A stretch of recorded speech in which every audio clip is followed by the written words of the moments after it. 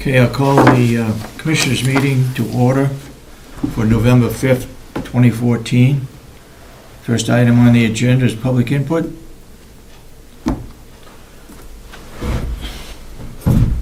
Seeing no public input, could we move on the minutes of last week? Yep.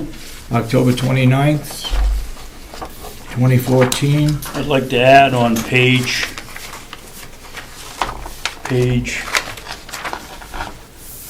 2. Yeah. Kenny arrived at this point in the meeting, and that was 8:45. Oh, Jesus. Other than that, I think the minutes are excellent. You make a motion? I'll make a motion to accept the minutes of October 29th I'll second it. Any as further? corrected. Any further changes to the minutes? No. No? All those who support the motion say aye. Aye. Aye. Motion passes.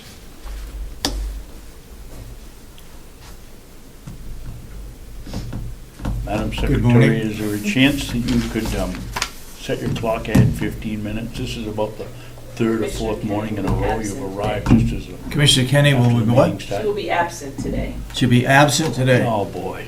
Okay, thank you.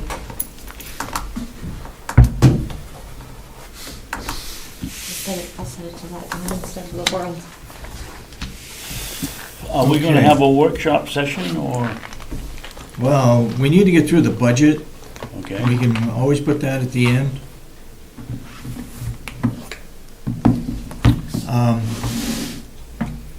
You have any meetings you want to report on? Not this week. Congratulations, Commissioner Babson, for your win in the election. No, I think congratulations is due to everybody that runs for public office, and a special congratulations for those that win, and that includes our cameraman in the back here, Mr. Comeau. Good job, Ed. I'd be interested to see what you think of lobbyists in a year. I guarantee it'll be different than your attitude last week. I also want to thank those people who lost the Put the effort election. in and worked at it. They, I think they all ran a good campaign. I didn't see an awful lot of negativism, with the exception of Commissioner Kenney getting in the last article in the paper regarding why people shouldn't vote for Commissioner Babson. I didn't think that was fair coming in at the last minute. But anyway, it's good that we have competition. And it brings out the best of all of us, I think. Okay. I plan to write a response to that letter, Mr. Chairman. Okay. If I lost, I wasn't going to, because I didn't want people to say it was sour grapes, but I don't understand. To me, there must be some journalistic ethics or morals that say you don't, on election day, you don't publish a letter attacking somebody running for office and not give them a chance to respond. They did exactly the same thing to Dominic Riccardi in the Coop race. They published something that called the Coop's ad, I believe, said that Dominic wasn't telling the truth, and that was Saturday. They don't publish a paper on Monday, and so he had no chance to respond. I just don't think it's right. I will respond to that letter because it was nothing but a bunch of untruths. And so be it. And thank you for everybody that voted for me. Okay, let's move along. John Fournier is here as a landowner in Carroll County, to present some information regarding his land dispute, I understand. Yes. Good morning. Good morning. Morning, John. Thank you. Thank you for coming in. Thank you for allowing me this time. For the past several years, since 2002 to be exact, I have been asking the town of Wakefield to tell me exactly where the town line crossed my property. Because my property straddles the county line, which also happens to be the town line. Mhm. In 2002, the selectman chairman, Paul Morrow, stated to me that he had talked with the town of Middleton, the current selectman there, and that they did not know where the town line was, definitively. So I proceeded to question them, because at that time, in 2002, I was paying taxes on .46 acres in the town of Wakefield and 3 acres in the town of Middleton. Wakefield in 2005. Excuse me, John, could you repeat that? Wakefield, what? I was paying on .46 acres 0.46 acres. in the town of Wakefield Yep. and Middleton, 3 acres in the town of Middleton. 3 acres in, okay. Okay. Thank you. Consequently, in 2005, they contracted with Cartographics out of, I think, Littleton, New Hampshire, to redo the tax map. Who did, Wakefield? Wakefield. Okay. The contract calls for Cartographics to photograph, I presume, aerial photography, the town of Wakefield 200 feet beyond the town line. Now, when I questioned Cartographics as to the location of the town line, they claimed that that was not part of the contract.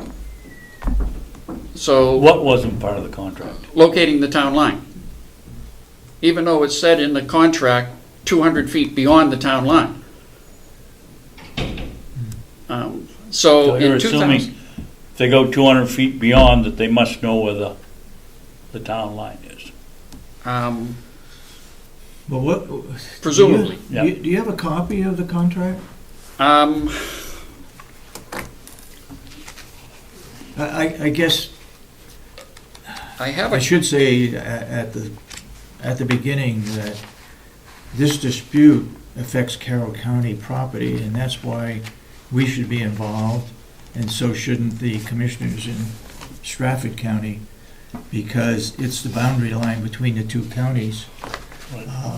more so than, as far as we're concerned. Well, that would be our only concern, Mr. Right. Chairman. Right. I'm sorry. if you care to look at that, that is the letter that I received from Cartographics, confirming at that point that I had .46 acres. The next letter is a reply from Cartographics saying that the location of the town line was not a scope of the contract. The third paper is a copy of the contract where it states that they will go 200 feet beyond the town line.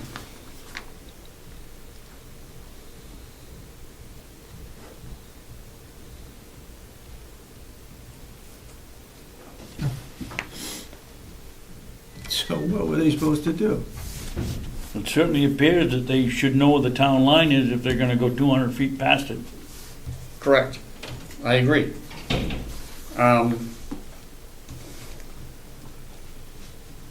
Hence, after the 2005 update of the tax map, the town of Wakefield added .22 acres to my tax card and gave me, instead of .46 Wait a minute, acres, you're on .22 acre increase? acre increase. Okay, thank you. To increase my property in Carroll County from .46 to .68. well, on the tax map, it says .72. So they're, Where's the error there? If they said it was .46, and now they're added .22, unless I can't add, that's .68. well, I agree with you, but I've been fighting with the towns for 12 years, and this is what brings me here. Okay. The town is basically taking a position that they're not going to do anything to locate the town line precisely, or dispute the town line as plotted by my surveyor. John, can you tell, what is the issue here? I mean, is your The house issue- on one side or the other, so it's gonna change the The house tax is on bill, one side or the other. The house physically, the building permit, the previous house on my lot burned down in 1985. Okay, the state came in and took 1/10 of an acre from the lot and redesigned the intersection. And this is all supported by deeds. State took what? They took 1/10 of an acre, Okay. okay? For Which road, is for right of way? for the road. Road, Which okay. is where my tax map drops down. This is,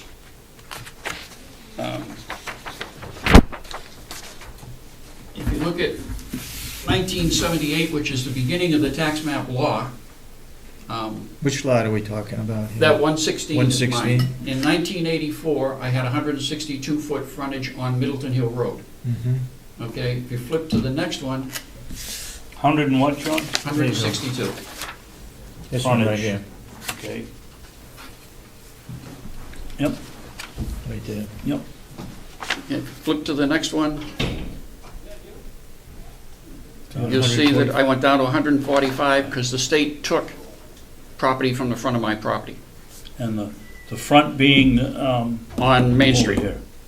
correct, which is in Carroll Excuse me, County. Dave. Which is Main Street? Main Street is the Could this one. be Main Street or is Main Street over here? No, Middleton Hill Road goes up the page, and Main Street is right here. Okay. So the land they took it was in here? It was in this In little there, section right okay. here. Yeah. This was a straight line originally, Yeah, and this was further down. Okay. Now, in 1999,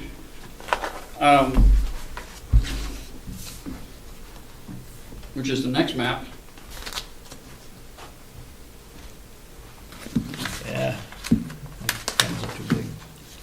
you'll see that I've got 145 feet, Yeah. still 100 feet, and .46 acres. Yeah. Same as this one.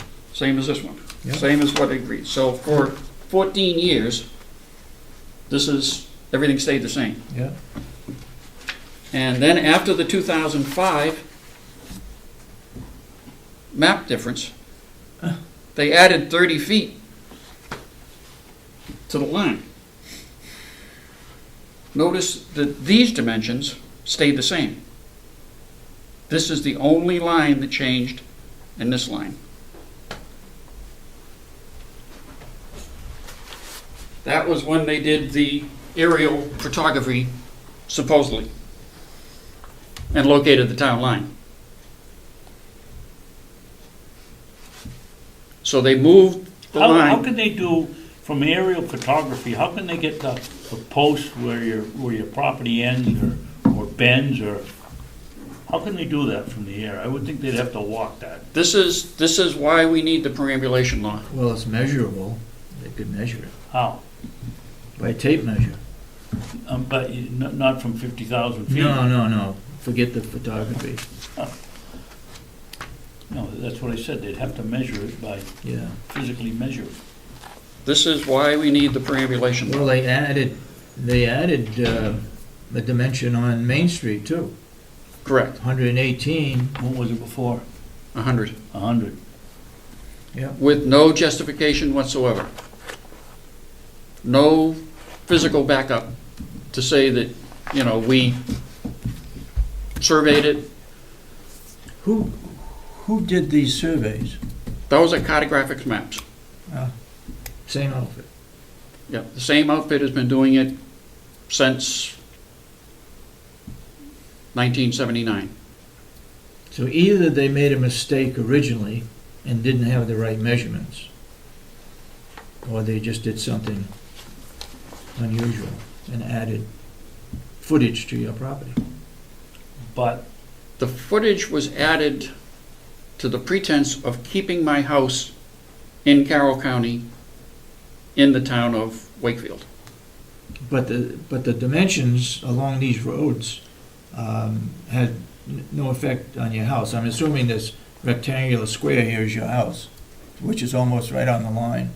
Which they drew in at a later time and put the house back in Wakefield. so the house is not in, Wakefield. you're It is saying in- that square is just arbitrarily put? Arbitrarily put. And you had it surveyed and you know that the county line isn't where it's supposed to be, or the house is not supposed to be? This is a stamped surveyor. A complete survey of all the town lines that have been disputed. This is the original house that burned. And as you can see, it came out into the street. Huh. And this is my existing home, as it sits today. As it sits today, so it's really in Middleton. Correct. And this is .43 acres. And this is 2.88 acres. And that's the county line?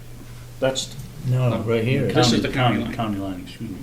What's the blue this? line. What is This this? is the arbitrary line that cartographics drew when they extended 30 feet. Oh, okay. And they said, now you have 175 feet. Which, if you add these two together, I've only got 339 feet and 127 feet, Mhm. which is 446 feet. Yeah. The way cartographics map reads now, I've got 175, and I've got 320 by the Middleton map, which is 495, which is 30 feet more than I physically have. Have you ever been involved in anything like this, David? No. Now this will give you a much better impact. What do we do, sit down with the commissioners in Stratford County? I think we have to. Stratford County has a copy of this map that I'm about to show you. This is the entire county line, town line, from Milton to Wolfboro, that I had to have done to attempt to prove where my house was located. So that's the aerial? This is an aerial shot, but it was done by Mr. Miller and H.E. Bergeron out of Conway. Together. Now this starts the beginning at TB1, town bound. That one is plainly marked, and these are pictures as you go along. These are pictures of all the bounds as he found them. Okay, these bounds exist today. Okay. He started and perambulated the whole line. The 30-foot difference and the difference in what they've done, they agreed when they did their perambulation in 2009, they agreed with every one of his markers except the one that puts me in Middleton. This is where they made the jog. And this is the one they perambulated. This is the one that he says is his. This is a 6-degree line all the way down as listed in the perambulations since 1984. which is the first one in recent times that was done. John, where are we on this map? This is Route 16, This is Route 16. yeah. This is the beginning at Milton, Middleton, This and is Wakefield. Middleton Hill Road right here. Right here. This is Middleton Hill Road. This is, Well, where are we off of Route 16? Where, this is Main where's Street, the, Main Street or what? Wakefield, Right here? Union. Coming right down here. This is Main Street right here. Okay, So this is the Irving Station. that's what I want to know. Okay, now Okay. that's what I'm at. So this is, you take a right at the Irving Station Mhm. and come down here. This is my house right here. I Okay. should have brought a magnifying glass on. I apologize. So that if you took his bound, which is TB3, and their bound, which they took from my survey that he did, and moved to another bound, and then turned around and came back to TB4. So basically, everybody along this line, from 2 to 4, is incorrect. And then once they got to 4, they assumed his line again. This is cartographics line, This one here? this one here, which is, you know, if you look on there, it's noted. It doesn't mean anything. So their line runs, The red they line, agree to right about there, they agree to right there. 2 and 4. They disagree on, Right. They moved something here. right. Yep. And as I said, this is a 6-degree line, which is what the perambulation calls for. This is a 2-degree line. And then they do a 6-degree to come back to 4, Mhm. which is what he located. And they follow every one of his markers from then on. And they record every one of his markers. Now, Carroll, as I said, Carroll County has a copy of this. Where is your house now on this map? It is right there, There. Right here. yes, So what they did was they put your house into Carroll County. correct. And forever, from 2009 on, altered history. And so you believe that your house really is in Middleton? I believe Correct. it, my surveyor believes it, and a professor at UNH believes it. They were all in the attendance of the meeting that we had with Carroll County.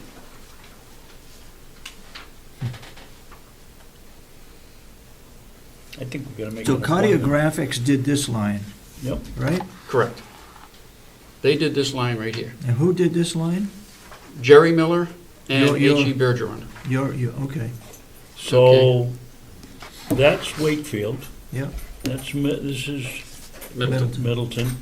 So Stratford, Carroll County basically lost that amount of land. no, gained it. Carroll County gained this, Gained it. Gained it, yep. gained this land Yep. all the way along. Yep. What about, And are as you the can only s- abutter between here and there? Are you the No, only owner? no, there's several other pieces of property. Have they done anything about it? No, because they're content to be in Wakefield. Apparently you're not. I am not content. I mean, it's, right is right, you know.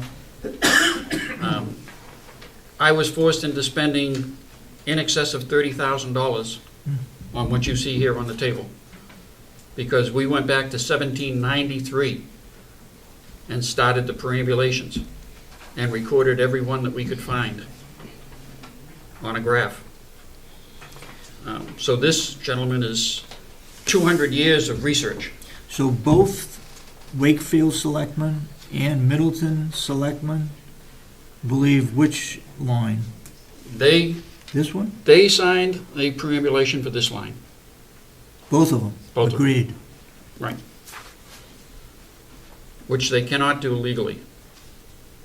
They cannot move a bond.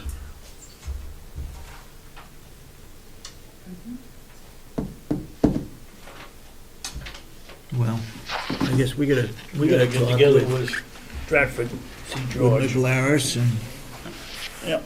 And like I said, they have a copy of this that we gave them at the meeting there. Plus they have a copy of commissioners do, everything. in Commissioners Stratford do. County. What did they say? Um, They agreed with that line or not?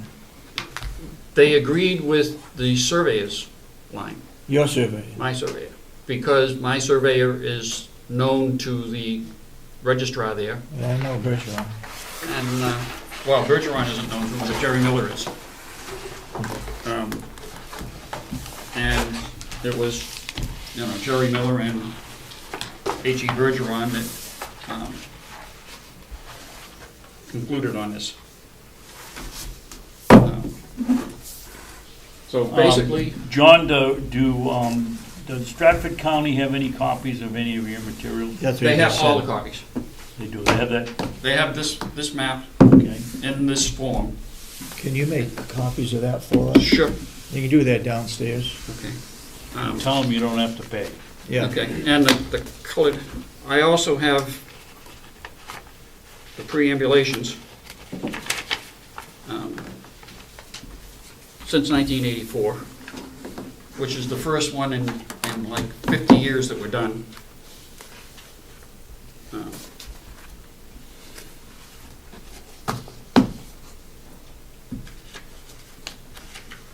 All these selectmen have changed? Yes, well, Paul Bill- Kenney is still a selectman. The rest of them have Bill resigned. Twomley. One has gone on to be a state representative. Who is that? John Mullen, re-elected last night.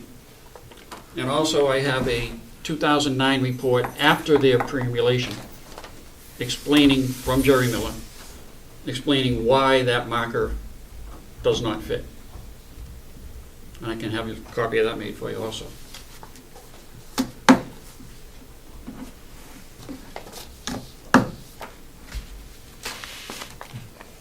Wakefield and Middleton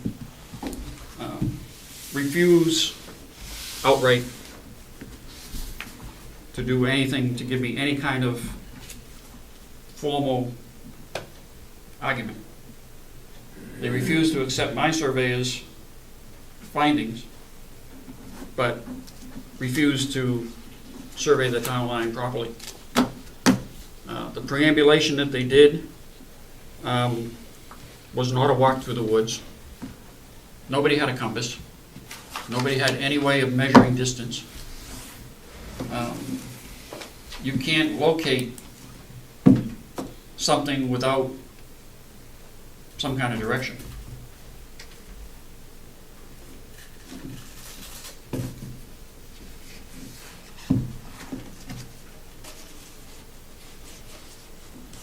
If you'd make copies of all that, and you can do that downstairs in our office. Yep. um, I'll be glad to. I think what we've got to do is we've got to meet with the Stratford County Yes, we do. Commissioners and work out an agreement, one way or the other, as to who owns what, and whether it's in Carroll County or in Stratford County. And it's our responsibility as well as theirs to make sure that the line is correct. So that's the best I can tell you right now, or we can tell you. But we will do that, we will get all of Stratford County, and Yeah. one of us will be back to you. Yeah, Okay, I appreciate that very much. but make copies of that and leave it downstairs with one of the girls down there. Okay, I will do that, sir. Thank you. Thank you. Thank you. Mr. Chairman, before we start anything else, it really disturbs me that Commissioner Kenney, this is, I believe, the third week out of 4 that she hasn't been here. Is that correct, Melissa? Can you tell? She comes in and picks up her paycheck. Well, there ought to be something, Ed, there's something you can do in Concord. If you don't come to these meetings, you don't get paid. And this is ridiculous. Especially today when we're talking We about have all the budgets. budget work to do. it would have been courteous of her to call here yesterday and say she wouldn't have been in here. And this is just, I don't know. Well, we don't know for sure what excuse she has. Maybe it's the elections, I don't know, but. All right, Well, okay. I just, let's move on. yep. It's 9 o'clock, we're on schedule. How are your budget, please? You'll all join us at the table here. Paula, you get the front seat. Boy, Holy mackerel. Well, the reason, and I'd requested bringing department heads so that if you had any questions, you can get your questions answered completely and right at the time and eliminate any speculation. before you get started on the budget, you need to get the DON and the assistant DON job descriptions on our format. And I would like you to review the DON's job description. It looks to me like the assistant DON has got more responsibility than the DON. Somehow or other, you need to work that out. And when you make changes to the job descriptions, please pass it through the HR. The HR is responsible for all job descriptions. We just can't arbitrarily change job descriptions without communicating with other people. I'm not saying you can't change them, but we need to have some agreements so that everybody is on board saying, yes, this is the correct job description. They're always Okay. forwarded, to HR. We review job descriptions with each time somebody is reviewed. Part of their annual review is seeing whether during that past year, the job description has changed at all. It's then reviewed, it's signed, and then it's forwarded to HR to go along with the evaluation. Which job description, Laurie, did you sign? I signed one that was given to me with my orientation, which was, I don't know which one. There are actually two that are rotating around. Spoke That's to exactly Lynette. the problem. Yeah. Spoke to Lynette about it, and she doesn't approve, I believe, of either one. So I don't have a clear current job description. All right, it needs to get straightened out. Before we approve an assistant DON, those two job descriptions are gonna get straightened out. Right That's now- your responsibility. Well, it is. Now, right now, with the assistant director, Lori and I have reviewed it, and Lynette was gonna make some changes and get back to us with it, and we're just waiting on that. Okay? But the DON's job description has got to be changed, I feel, after looking at both of them. And it needs to be put in our format, whatever HR has for a format, so that we're all consistent with all our job descriptions Oh, that's in certainly. the county, okay? All right, let's move on to the budget. We have some We need handouts. some paperwork. Oh, you would, okay, I didn't know if you had any or not.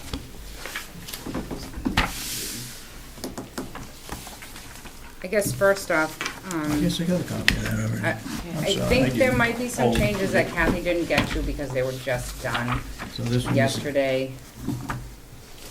So, I'm not sure if she put the changes in or not, but the one I just gave you is up to date. It was nursing, looks like the same figure. well, nursing, maintenance, Dave, where did yours come from? and dietary change. Is that on your desk? Yeah. It was. Okay. All right, I'll get rid of this one. All right. Wait a minute, let me just check. Maybe I-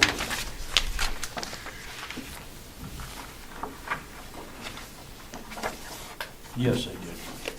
I'm sorry. So we're The one I deep six in the just- one that says copy? Right, the one I just gave you, it should be current. The one you just gave us is up Yes, to is the date. one, yes. Thank you.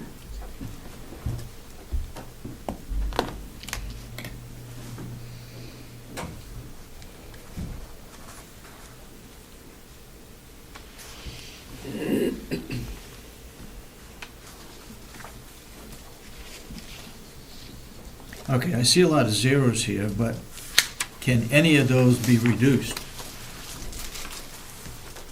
Is my question. For example, dues, training, and subscription. $4,500. We kept everything the same based on our reports from Kathy, as far as what we've spent the year planning on spending. Mhm. So I haven't reduced anything because nothing looks like it can be. I can tell you, the overall budget, health insurance alone went up 193,000. In our budget, Mhm. the total increase in expenses is 185, so we went down in some things. Some of that does have to do with IT and our computer expense, which we were told to pull out of our budget.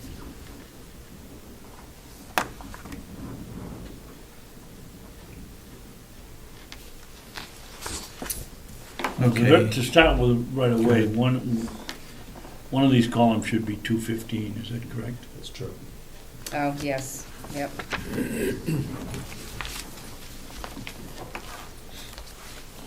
The one to the right. Yes, to the right.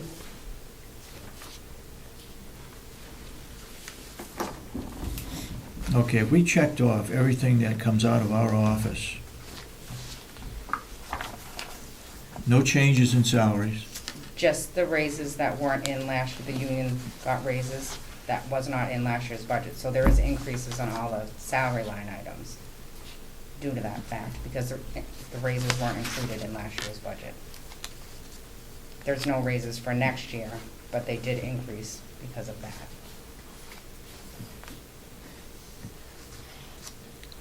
Tell me that again. We didn't put You raises in. didn't get any raises last year, this year? Yes, but they weren't included in the budgeted figures. So the increase for 2015 shows the raise they got this year. All right.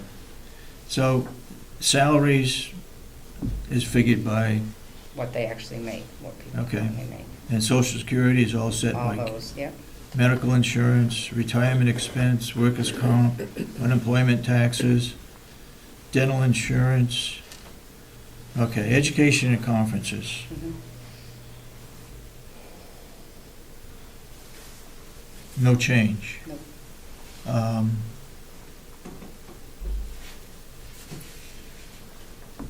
All right.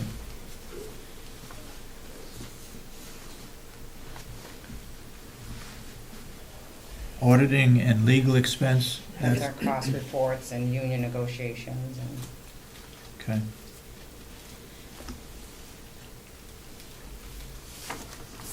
Do we have any idea actually what you've spent to date on that item? I think I have them with me. I don't have the reports up to.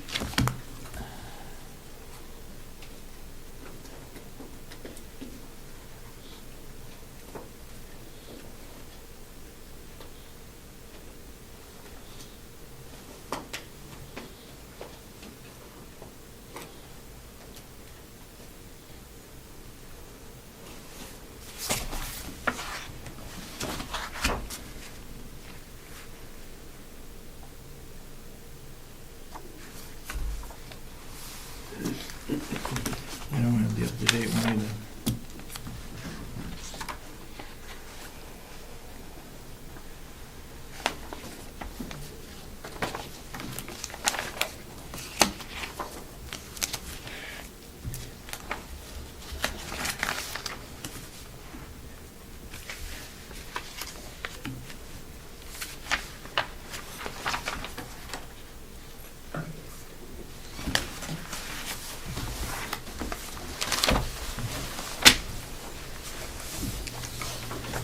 Okay, so we have nothing to compare it with because we don't have where we are as far as what was expended. Not for that, no. You have nothing there that would show any of that. Nope.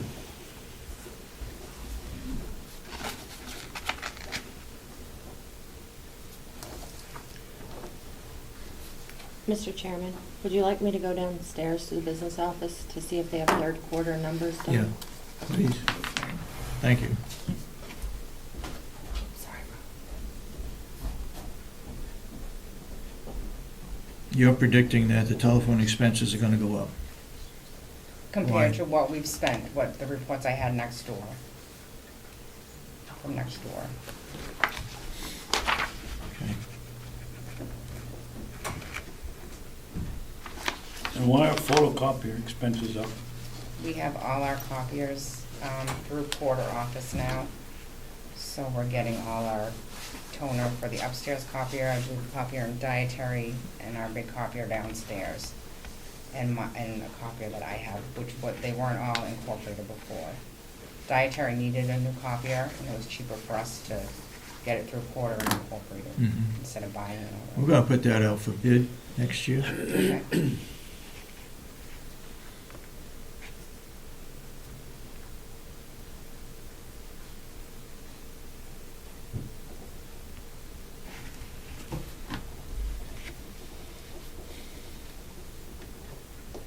In the nursing home department, next page, why did the dental insurance jump up $3,276?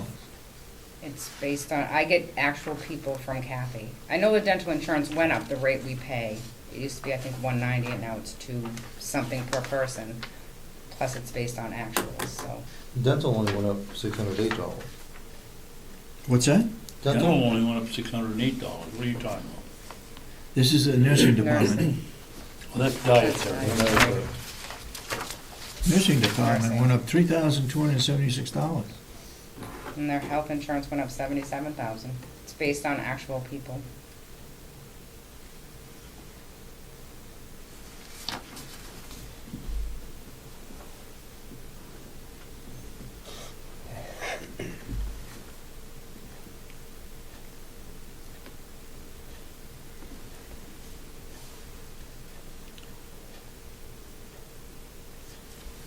I guess I'm not seeing everything here.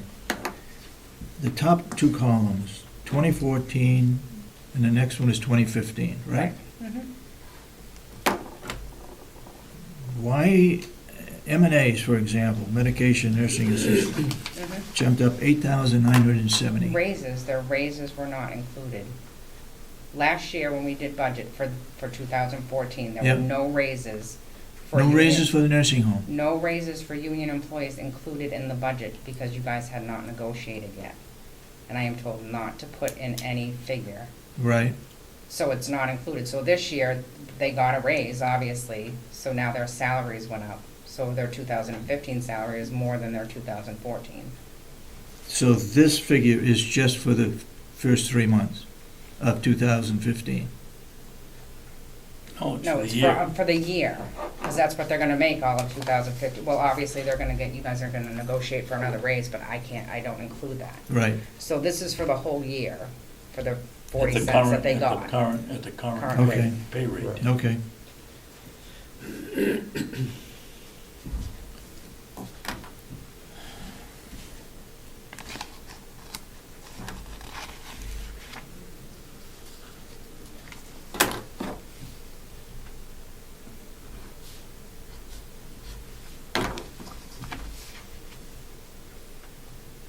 What's under other fees and services in the nursing department?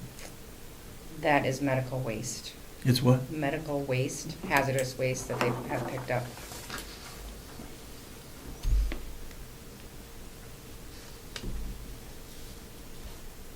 The whole item is? Yes.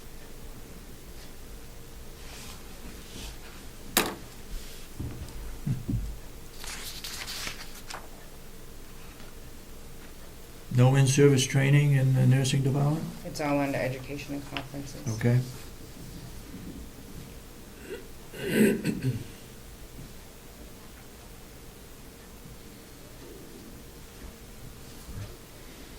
Guess we don't know until we get the figures as to what was spent.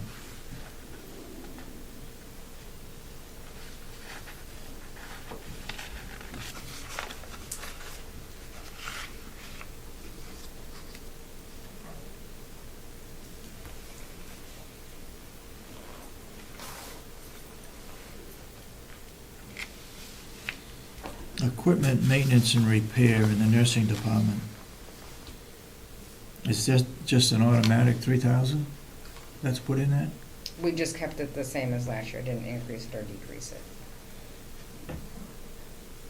Do we know of any that's gonna be repaired, or we don't know if it's gonna break down, right? Right, yeah, that's something you And uniform expenses? That's through union. That's a collective bargaining. agreement. Each union staff member in nursing is eligible for, entitled to a $125 reimbursement.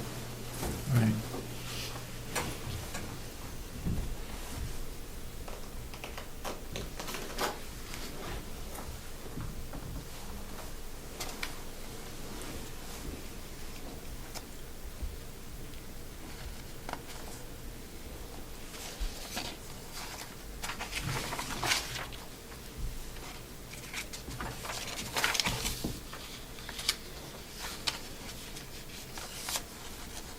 You in plan operations now? I was looking at plan operations, yeah. Let me know when you're switching Okay. pages so I can keep up. The medical insurance, why is that up for plan operations? That must be you, Bob. I can't answer that. It's based on actual people from Kathy hearing. Yeah, all those time, from supplies up, is all based on the salary. Yeah, but medical insurance is up $46,000. Well, I We just- haven't got an increase. I just lost it, I just had an employee leave us in September, who I don't believe was taking the insurance. No, And the one that I hired to replace him is. Did take insurance. and there was a regular increase in medical insurance compared to what was Yeah. budgeted last year. In June, right? June or July, somewhere in there? July. Uniform expense, they get the 125 also? They don't. We provide uniforms, so it's still an expense, but it's not a reimbursement expense. It's in the collective bargaining agreement. Well, you don't get the $125. I don't. They don't either. No, they don't either. They just, Why- they have a budgeted amount that we've kept level funded basically since I've been here. And we use that to replace the uniforms annually. I use them to buy uniforms with a new hire and then to Yeah. replace them as they wear out, Okay. which is all in the collective bargaining agreement. Why is the heating expense up, Bob? We had a slight increase in the price of the pellets. The pellets went up. As far as everything else, I can't answer that. That came from the business office. Heating, we've already spent, I wanna say roughly 94,000 this year already. And we have 2 more months left, And you only had 67? because that's what they told me to cut it back to last year.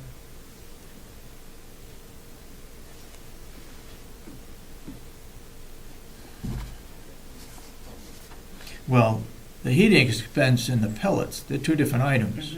They're two different items. Oh, I'm They- sorry, you're right, yep. They work hand in hand. They do, but the pellets went up almost $10,000 because of change or in Price- increase in cost for Increase in the pellets. cost, the price of the pellets, correct. So you can't say that that's deals with heating expense in the line item. And the The 94, heating expense then has to be propane, Yes, that's all propane. yes. and that came from Kathy? Yes, the reports I had, I think, were through the end of September, and they had already spent 94,000, so. Mm. And when I say they work hand in hand, I mean the more pellets we burn, the less propane we burn, so Right. one offsets the Yeah. other. Well, propane was $1.40 the last load Was it? gallon, which is substantially lower than we paid last year. But we haven't got into this, where they start cranking it up on us. Bob, you gonna increase your vehicle expense? I did, $1,000. Thank you very much, Melissa. Okay. Every year with gasoline and repairs, we seem to be bumping into the... Gasoline's going down. Gasoline's going down, but repairs are not. Where do you get your gasoline? Well, we kind of watch the market. We either get it from the farm or we get it out on the street. I know the buses, when Dale fills up with gas, He gets them at the, out on the street. In the pump, out on the street. Yeah, but our truck that we use in maintenance, it'll be either one. Either at the farm or out on the street.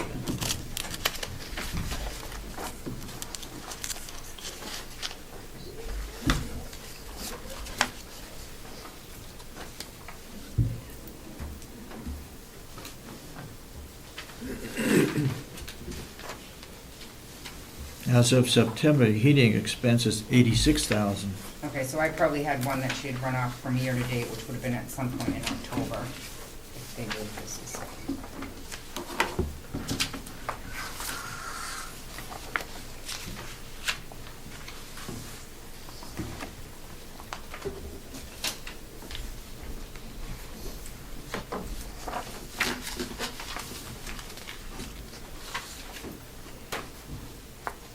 Thank you.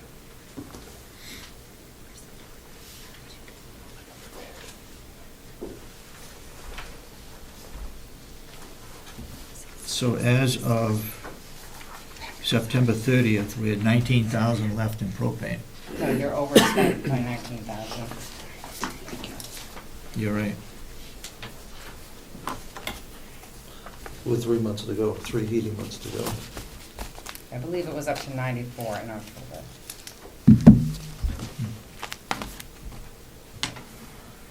But the pellets is down. Correct? Yes. We have according to 23,000 September. left in pellets. I As don't know when of, they got, when you get more pellets, or when you, have you gotten any pellets recently? The last delivery I got was, I want to say April or May, Okay. right about the time that I was shutting it down for the year. It was so probably- you're probably expecting May. another delivery shortly? Yes, And each delivery is roughly how much? $6,000 to $7,000. 6,000 or 7,000? Yes. 30 tons and roughly, So it looks like we're gonna have money left over. Good. We have 23,000 left. And if you get another load, it's $7,000 or $8,000 Well, I'll be getting more than one load before the end of the year. because it's colder. The colder it gets, the more pellets I burn. You think you're gonna use the 23,000? The rest of the year, and from September 30th? At least half of it, You use half of it. at least half of it. Now, the best way to look at this is actually to combine the heating line and the pellet line. We're 19 over. Well, that's what I was gonna And so get to. we really have, we're really just $4,000 to the good with 3 months to go. Yeah. So we're low, if you look at total energy, heating and pellets, our budgeted amount was low compared to experience. I'll be getting at least 2 loads before the end of the year, possibly a third. And if I get 3, that's 18, 19, that's almost $20,000, so. Yeah. Yeah, I wouldn't mess with that too much. and that's at the new price. Yes, You also have a new price that's gonna, that's correct.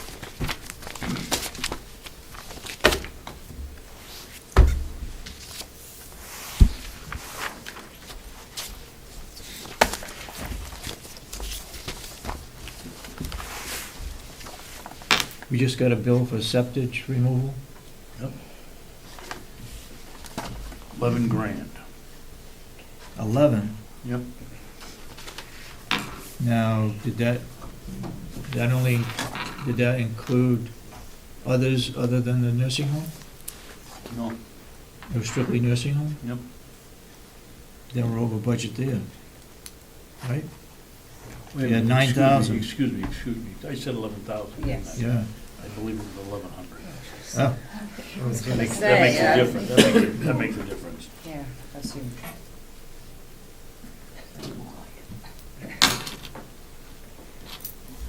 I would think maybe that portion of the budget might be able to be reduced, the septic removal. Well, we're tracking right on track. Remember, we still have a full quarter to go based on this report. We still have October, November, December. So we should, The ta- How often is that done, Bob? Quarterly, the tanks were just pumped out about 2 weeks ago, which you're not Right, gonna, we which you're just not got a gonna see bill. on, you're not gonna see it on that report. That hasn't been entered yet. Right. And then I think it's gonna get done, it may get done one more time before the end of the year. Bob, am I right? It's 1,100, not 11. I don't see the bills. I This is a believe question it's for 1,100, Wayne. And I just paid it this week. I don't see those bills. Wayne is the one who manages. Do you get a the report tax. as to where your budget stands? Yes. Well, I have to How ask, often do I you have to get ask that? for it, but I How often do you get it? try to get it quarterly. On a quarterly? Yeah.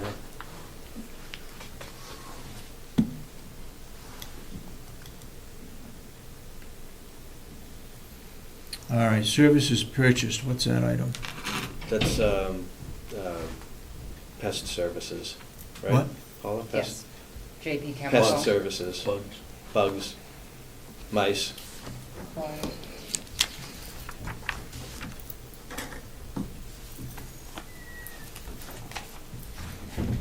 You haven't spent any money in travel, I have, it hasn't shown up yet. so you've traveled since September Yes, 30th, yes. which would have gone where? Where do you travel? Where did I go? Yeah, License renewal seminars. okay.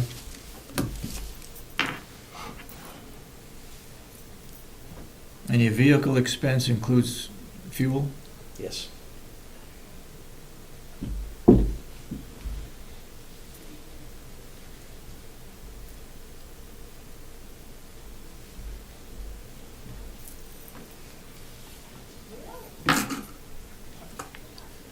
And supplies, you went up $2,000? Yes. For what reason? Supplies cost more year to year. Every year supplies go up about 5%. What are you looking at, a building repair? No, I'm looking at supplies under the Oh, 3.9. plant operations. Why don't I see it? It's up top. Oh, 3.9.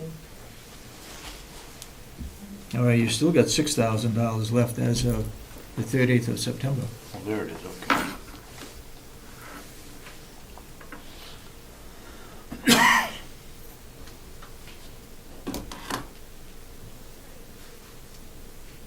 What kind of items are under that?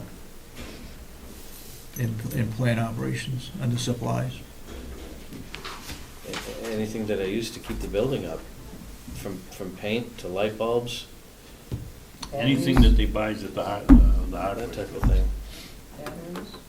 Hardware store, most of the batteries go into nursing,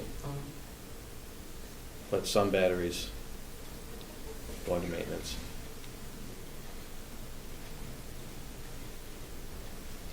Okay, generator expense. We're overspent through September. We look. We're overspent. Is that figures that's given to you from our office? I don't know who sees the generator bills. Yeah, don't know who see them or Will not, Will but- and Wayne handle the generator, Yeah. but I make sure that I see those bills, and we get hit. Every time they come to service the generator, it's $2,000. And we had an alternator failure on the new generator. Mm-hmm. We had a coolant hose blow, and a couple of regular services. But the alternator repair was $2,000. The coolant hose, that was a $2,000 repair.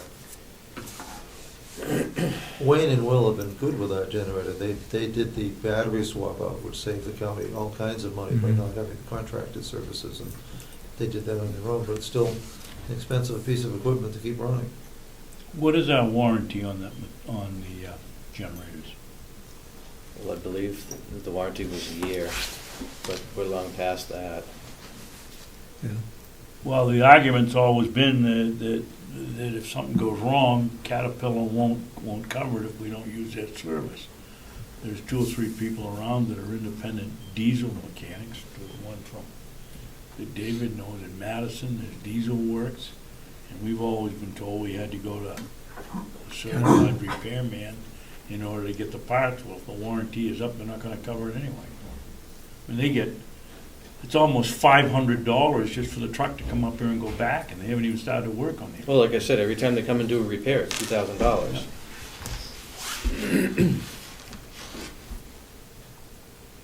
that's charged from the time they leave their building. Door to door.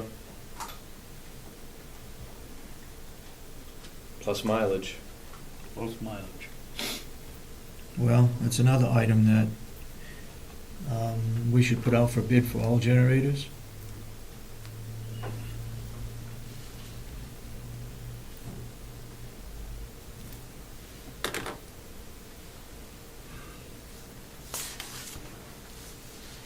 Care of grounds is just a figure they put in there. That I get from Kathy Armstrong. She does journal entries to that line from the farm to us.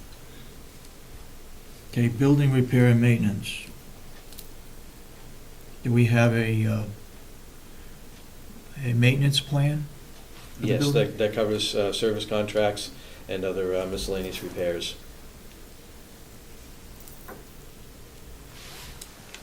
We've requested in other budget hearings, David, that we have we had capital improvement, capital repair funds that put aside, Mhm. we gotta start doing, especially when we're in the warranty life on some of this equipment. I have that list for you here, separate from, it's you actually do? It's the 19, same one you gave us before, right? but it's been updated and it's also sorted by year instead of by Okay, yeah, department. yeah, That's right, you gave us one here. yeah. Yeah, this one is a little bit easier. It's sorted by individual year, the requests that are made. Thank you, Howard.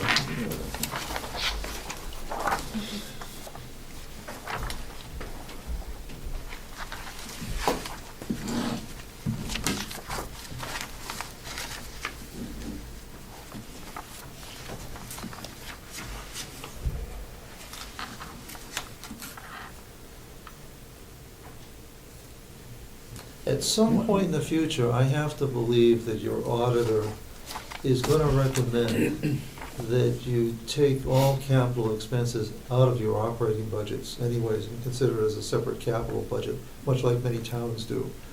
Because it tends to distort the expenses from year to year, when you add capital in, you take capital out.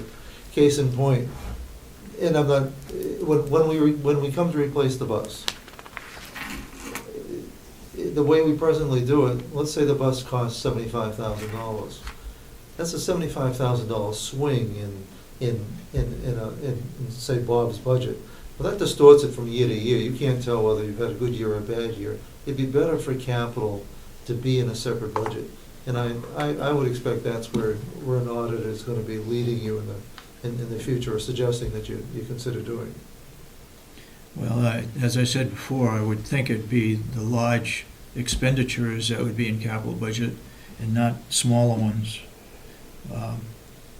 And this capital plan is fine, Howie, and more power to you, but we need a figure on what we should be, if we're gonna establish a capital improvement plan, fund, we need to know amount of dollars to put in it. Add up the top 10 items. Well, actually, look at the last page, and that's done for you. I gave a summary Is it? I gave a summary by year. Then I missed it. So Oh, I'm for- sorry, you're Yeah. right. 2015, $84,000. Now, what I'm really suggesting to you, and granted, this is just kind of a general roadmap, but you have a $24 million investment next door, and it needs to be maintained, improved. That what we don't take care of is, if we're not constantly improving, repairing, we're gonna be losing that building over a period of 20 years. Right now, we're still in the honeymoon period, it's only 3 years old. But over time, it's gonna require, I think it's our duty and responsibility to the taxpayers to take care of this wonderful asset that we have. And it's expensive, and that expense could well average over $100,000 a year, and that would be actually on the light side. That won't all be at the same time, but it's a lot of building to constantly take care of, maintain, and improve, whether that's the parking lot, whether that's the roof, whether that's the carpeting on the walls. There's gonna be constant repair and maintenance that's gonna be needed to maintain it. I don't know, Dave, what would you think would be And obviously, the delegation isn't gonna go for $104,000 hit, considering everything else we got going. And this is only a nursing home. And this is a nursing home, but we ought to be putting some portion of this 105,000 in a capital reserve fund. Well, for 2015, it's $84,000, right? Oh, we could gamble, but they all won't go at the same time. And put 50,000 in.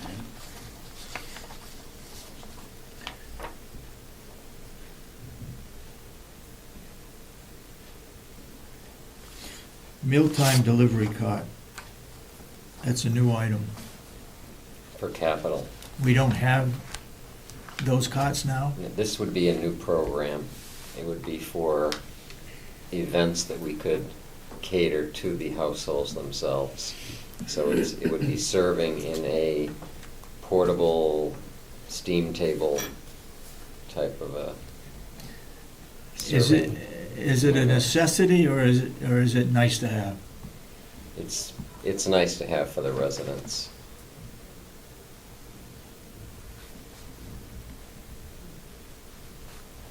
Convection plate heater? The convection plate You don't heater- have one now? No, well, we have plate heaters, but they're not convection type. It's an element that's in the bottom of a tube, and the recovery time from the time we serve breakfast to the next meal at lunch, or from lunch to supper, they don't come up to the proper temperature.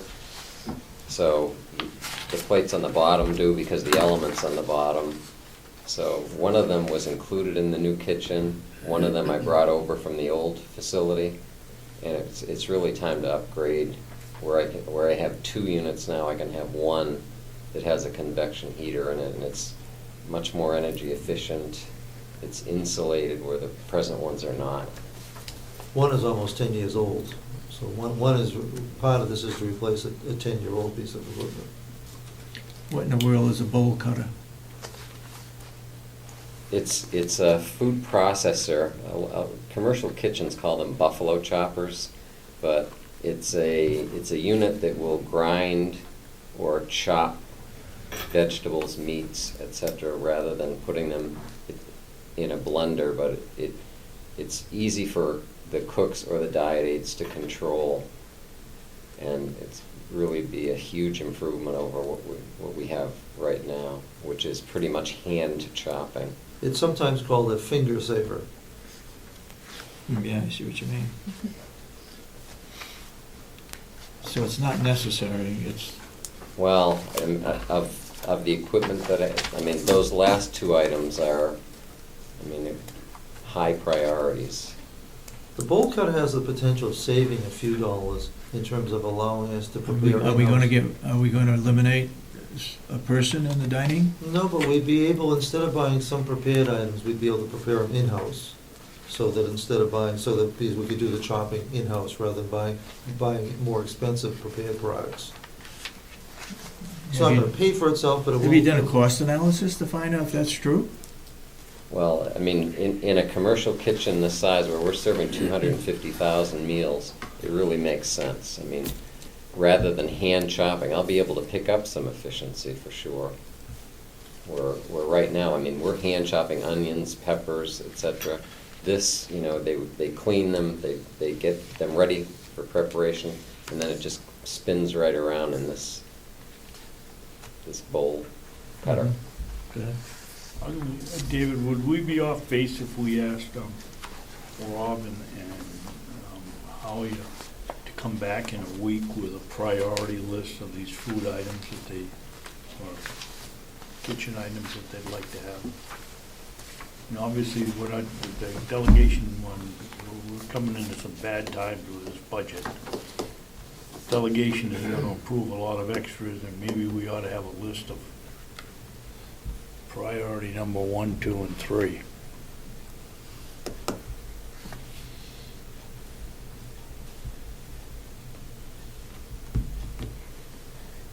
Well, that met with a lot of excitement. Parking striping, is that something that's a necessity?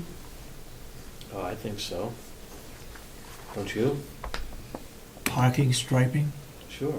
Redoing the spaces. lines. I know what it Yeah. is. Yeah. Well, it's been 3 years. I mean, for many places, it's an every 2 years, some places an every 1 year type of proposition. And That's- they're already deteriorating what we have. Mr. Chairman, where have you Okay. gone? Have you gone back to, which sheet are you still on the I'm sheet? Going on to the sheet. Where did you see parking striping? That's It's on on the capital capital improvement. improvement. Third item down. Right there. Oh. So we're not basically starting at the top and going down, we're skipping?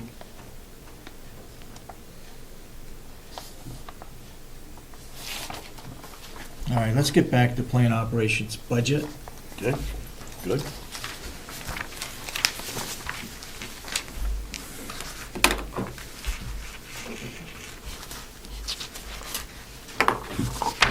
No IT comes out of that budget? There's no IT in, Well, they've in got plant computers. operations. They've got a computer. Yeah, I mean, if I need to replace a hard drive in my computer or something, that'll probably come out of my maintenance budget, but. Not anymore. Not anymore, not No, anymore. no, it's actually, IT is a separate, Yep. Yeah, separate that's why I asked the department. question. No, it would have come out of, we had a computer expense line item in administration that if something Covers, happened, covers that Bob, would've- okay. right.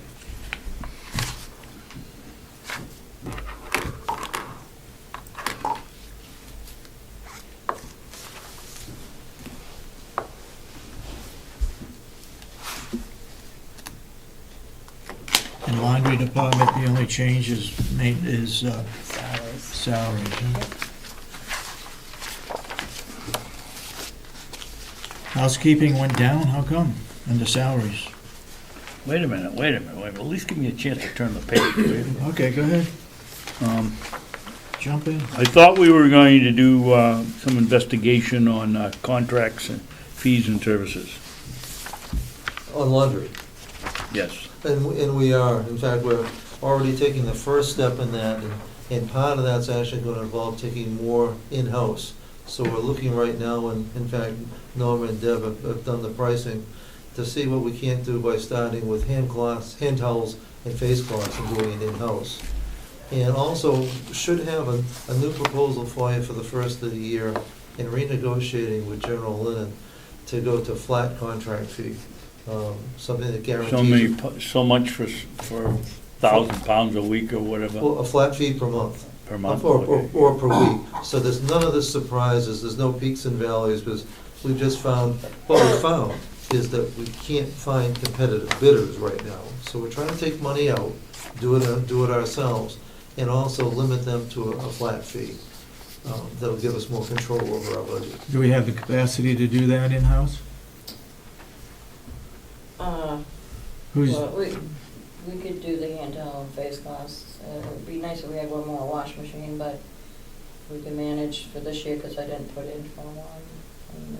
Capital. A, is there room for the washing machine, and B, is Well, it there cost should be, effective? because we just had it remodeled in there. Yeah, with the remodeling that we did in there, the infrastructure was put in place for future expansion, another washer and another dryer. So if the time comes to purchase another washer and dryer, it's just a matter of putting them in and hooking them up. Do you have any idea, Bob, what we're looking at for a cost? It's in your sheet. On the- Not off the top of my head, but you have it written down. Now, there is an issue here. We believe that we can go with face cloths and we can go with in the small towels, but when we start getting into greater volume, we run into some limitations on the septic field. Right. And so that's a bigger problem. We feel that for this present year, we can increase the use. We have the staffing hours to do it. The biggest variable we have is staffing hours. We have the staff hours, and we can increase capacity there. If we continue, if this experiment proves to be fruitful, we need to start looking at backup equipment, because we have old equipment now, this would be the kiss of death to it. And then we also have to look to see what we need to do with increased capacity for the leach field. Well, with all those considered, it was pretty obvious that maybe we should be continuing with an outside source, because you're not gonna make a leach field for a few bucks. It's gonna Well- cost you a lot of money. Probably gonna require new pumps. We're gonna have to buy new equipment to do the laundry. Doesn't make much sense to go any more than what we have the capacity to do right now. I think you're probably right. I mean, it would take an awful lot of laundry to justify $100,000 worth Right. of leach field improvements. But if we can do an incremental part and keep our costs down and increase quality, to our residents, this might be a good transition step. We used to do our own hand towels and face cloths in the old building before we moved to the new. And we actually purchased our own for the new building.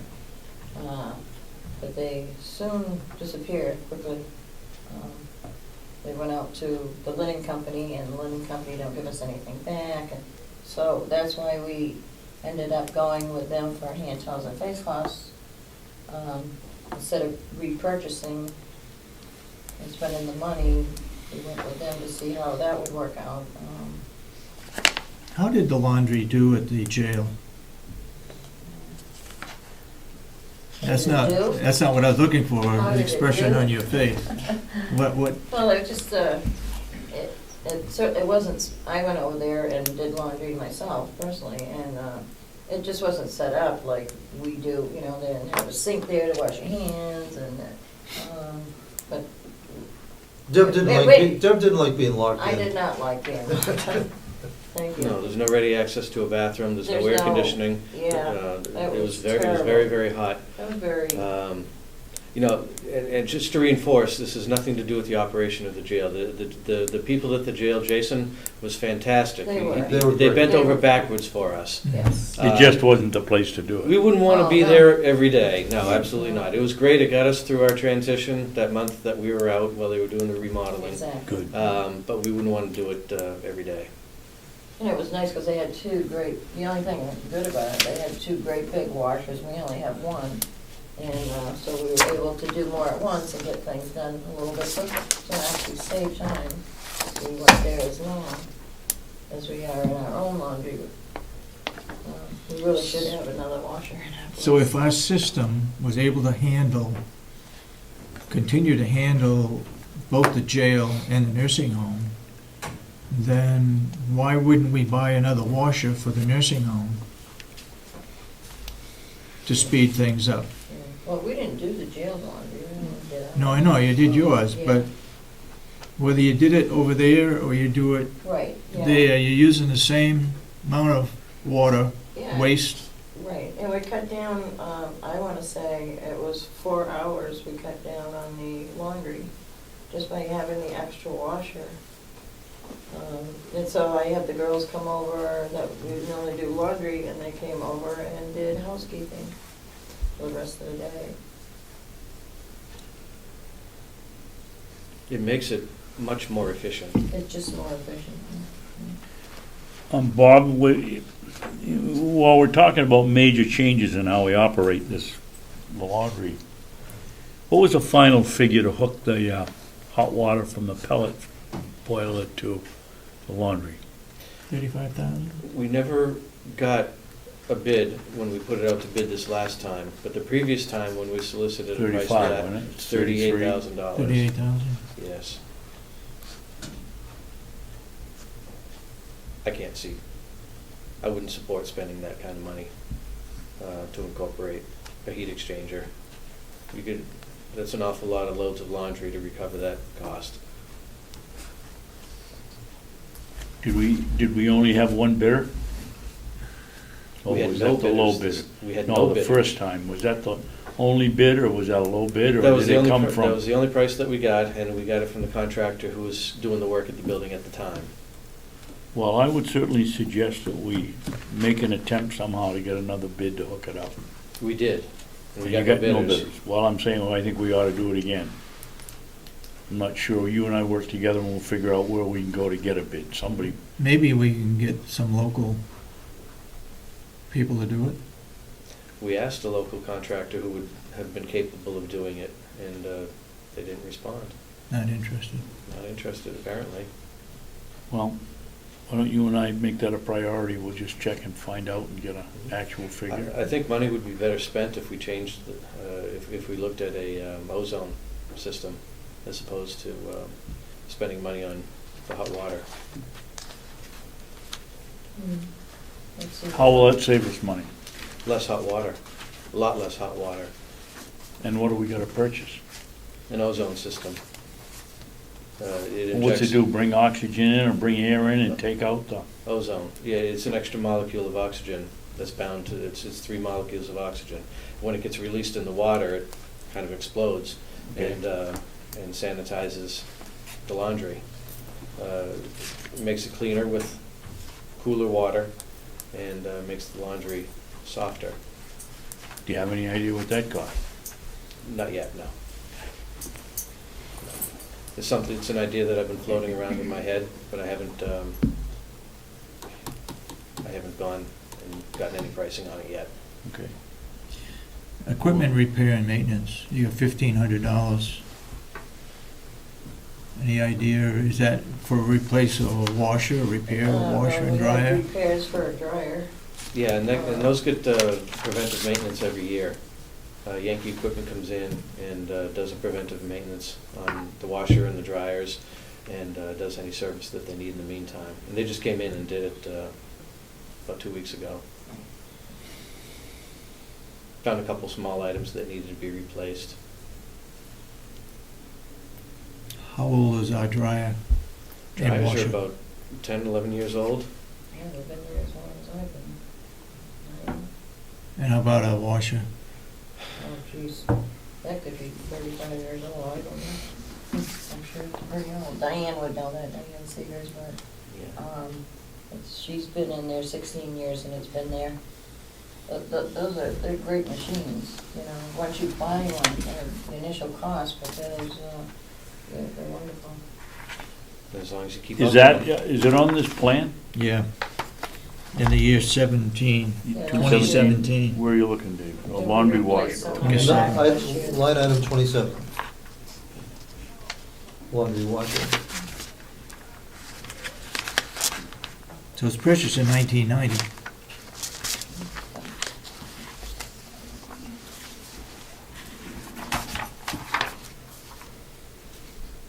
That means it's coming up to 25 years old, hard to believe. Yeah. That's All right. Everyday use. Well, during the- This is good. It continues to point to one direction, David. We gotta have some kind of a capital reserve fund Yeah, we do. I to agree, 100%. repair. Where do you wanna go next? I want to go to housekeeping. Housekeeping. Okay. Housekeeping.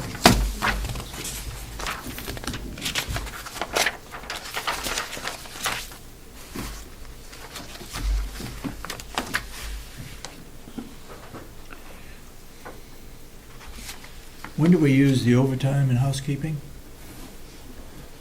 I don't recall. I don't know where that came No, we only spent $120, but is there a particular time of the year when you have overtime in housekeeping? That would happen when 2 people are on vacation and the third person calls in sick. Shift And, coverage. you know, and so it's pretty much it's a contingency, there's no scheduled overtime. But it's always there for when the unpredictable happens. Yeah. Doesn't buy that, $500 doesn't buy that many hours at time and a half. Going down to medical insurance, Dave? Yeah, I was looking at medical insurance, that all handled downstairs. Yeah, she gives me actual people that are on medical insurance at the time I'm preparing the budget, so that's. So we don't know whether that represents 2 new people that didn't have health insurance Right. before, or? I mean, and we get new employees, people leave, people come, I mean, it's, someone who was here might not have had insurance, a new person might pick up a family plan. I just had someone leave that opted not to have it, so she didn't have it, but now I have a new employee that took her place that is going to opt for it. Yeah. Yeah. Education and conferences, you haven't used any. What kind of education or conferences or training would you have in housekeeping?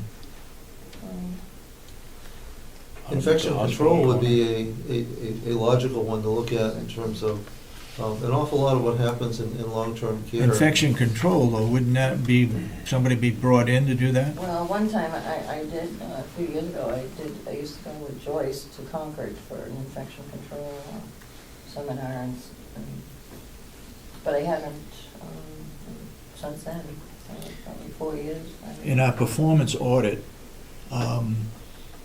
we need to have more training here, which HR is going to be responsible for and setting up.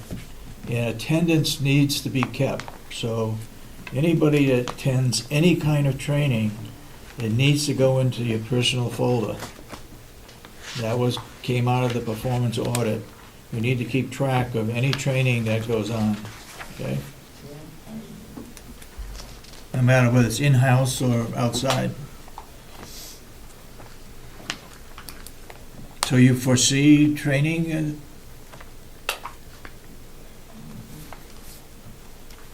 Well, we know there'll be none if we don't budget for some.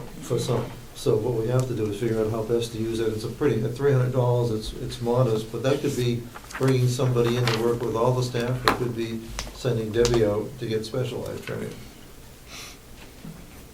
All right. What comes under general operating supplies? And why you got a $6,000 increase? That would be probably, we used to use light bulbs from the nursing department, and then the nursing department did away with them because they were going into the septic system. So then we had to purchase them into my budget, and then we changed just across the soaps and stuff going up. I'm not sure. I think we need a better explanation of why that's up $6,000. Well, they're already at 86% as of the end of September. And we purchased, also on my budget, I purchased stuff for the kitchens, which I never had in my budget before, for the soap dispensers. We ordered quite a bit of that. It's a special soap, hand soap that goes in at the sink areas for every country kitchen. So there's 8 of them, and I just saw a lot of new things that are added to my budget that I never had before. Okay. We got to look at general operating supplies. Floor supplies is up $500. That's at 86% too, as of the end of September. That comes out of maintenance. It's in my department, but I don't use it. It's in hers, but we burn a lot of that expense. Yeah, it's always been a maintenance thing, but it goes under my budget. Because since we moved over to the new building, we're doing more of the floors. Now, there's more flooring that So we're we taking take out care floor supplies out of Well, yeah. It always housekeeping, has. put it in your budget, Um, where it should be? They do floors too. It's gotta come out of somewhere. Yeah, If you bring it over mine, they're gonna be yeah. spending from it, so 6 Yeah. of one, half a dozen of the It other. doesn't- It's always come out of mine, always. Even over the old building, if they were buying floor wax when they used to wax the old floor, I mean, it's always has been. It's better to keep it in one place than it is to try to divide it. Are any of these floor supplies coordinated with the jail? No. They do a lot of floors over there, and you do a lot of floors. Seems so putting them together could save us some money. Bob, you need to talk Maybe. with Joe and see Maybe. if we can't combine some of these, or It depends on what they use purchasing for. or something.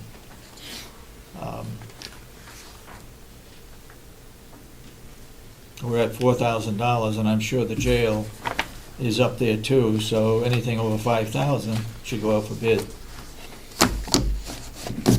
All right.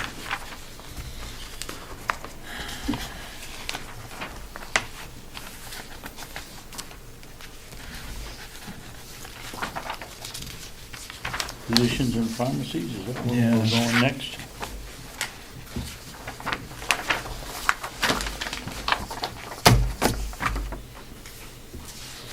Oxygen is up $3,000. We're at 89% in September.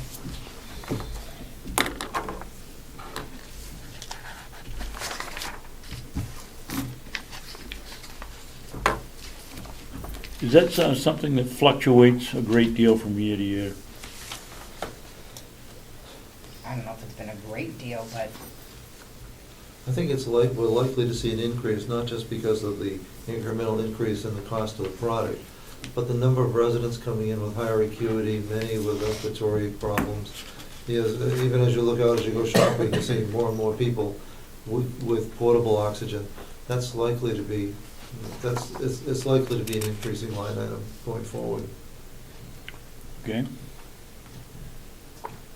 On the physical therapy department, we do derive a lot of income out of skill, right? Physical therapy. It's up $14,000. yes.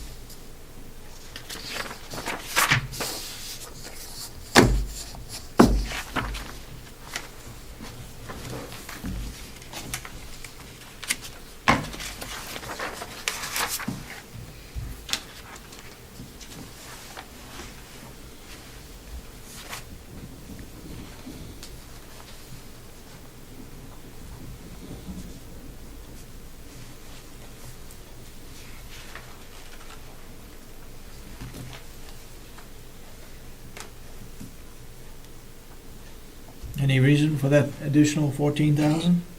We're at 94% as of the end of September, and we're trying to increase our skill patients, so hopefully, if we increase our skills. So that we're gonna derive more income. Yes. Is that in the revenue portion of your budget? We're working on that, we have a couple more things.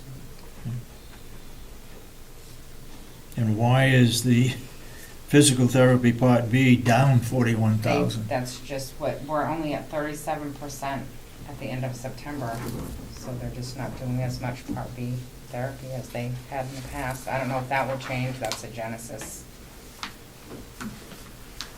What kind of control do we have over that? Some days, not a whole lot. It's something that we're negotiating with and we're looking at. In fact, quite frankly, looking at whether or not, there's been a lot of change in leadership and management at Genesis that kind of calls into question whether they're necessarily our best therapy partners. They went through quite a stretch where we had reduced staffing. Their staff is provided by them, and correspondingly our expenses go down, but our revenue goes down as a result as well. What is included in Part B, physical therapy? Do you, off the top of your head? Part A is for those that are coming out of the hospital, and it's the skilled rehab part. Part B is going to be for those extending beyond that or for long-term care.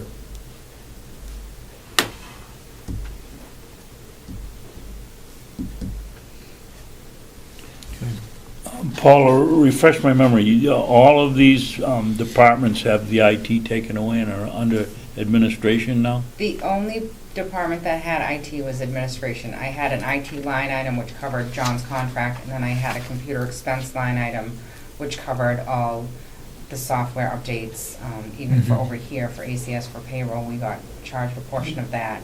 So that all came out of admin. No other department So had all of these specific- computers that are around the building are All under budgeted out administration. of administration? Okay. All right, recreational therapy.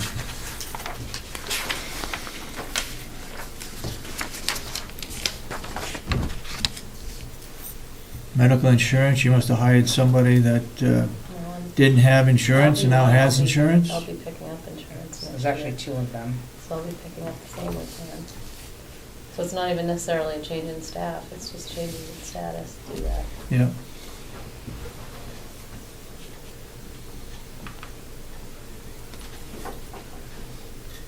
Do you have a new position over there, Howie? Not a new position, we've had people leave and we're using the same number of hours. We expanded the bus driver's hours to 40 hours, and we took 8 hours and created the volunteer coordinator position. Volunteer what? Volunteer coordinator. 8 hours. Did that go through Health or Human Resources? It did, it actually came, it started out with before the commissioners. Well, I know where we did that talked- money come out of, That was the hours that had been vacated within activities, so it was within activities. So it's not additional funding, it's taking essentially activity aid money and committing it. Now, the rationale that I presented to the board is that if we can invest 8 hours in the activity director, volunteer coordinator time, who can then generate an extra 40, 50, 60 hours a week in volunteer time, it's a saving. No, I remember. How many volunteers do you have in your department? Handful. Huh? Not a ton. Not a one? Not a ton, Can you give us a number, Susan? less than 10. Less than 10. Well, I mean, there are kind of two categories of volunteers. I have lots of church groups and things like that that come on a weekly or monthly basis. I kind of see those as separate. They come in for a specific service and leave. Volunteers that come in and help with activities and help with other programming, probably about 6.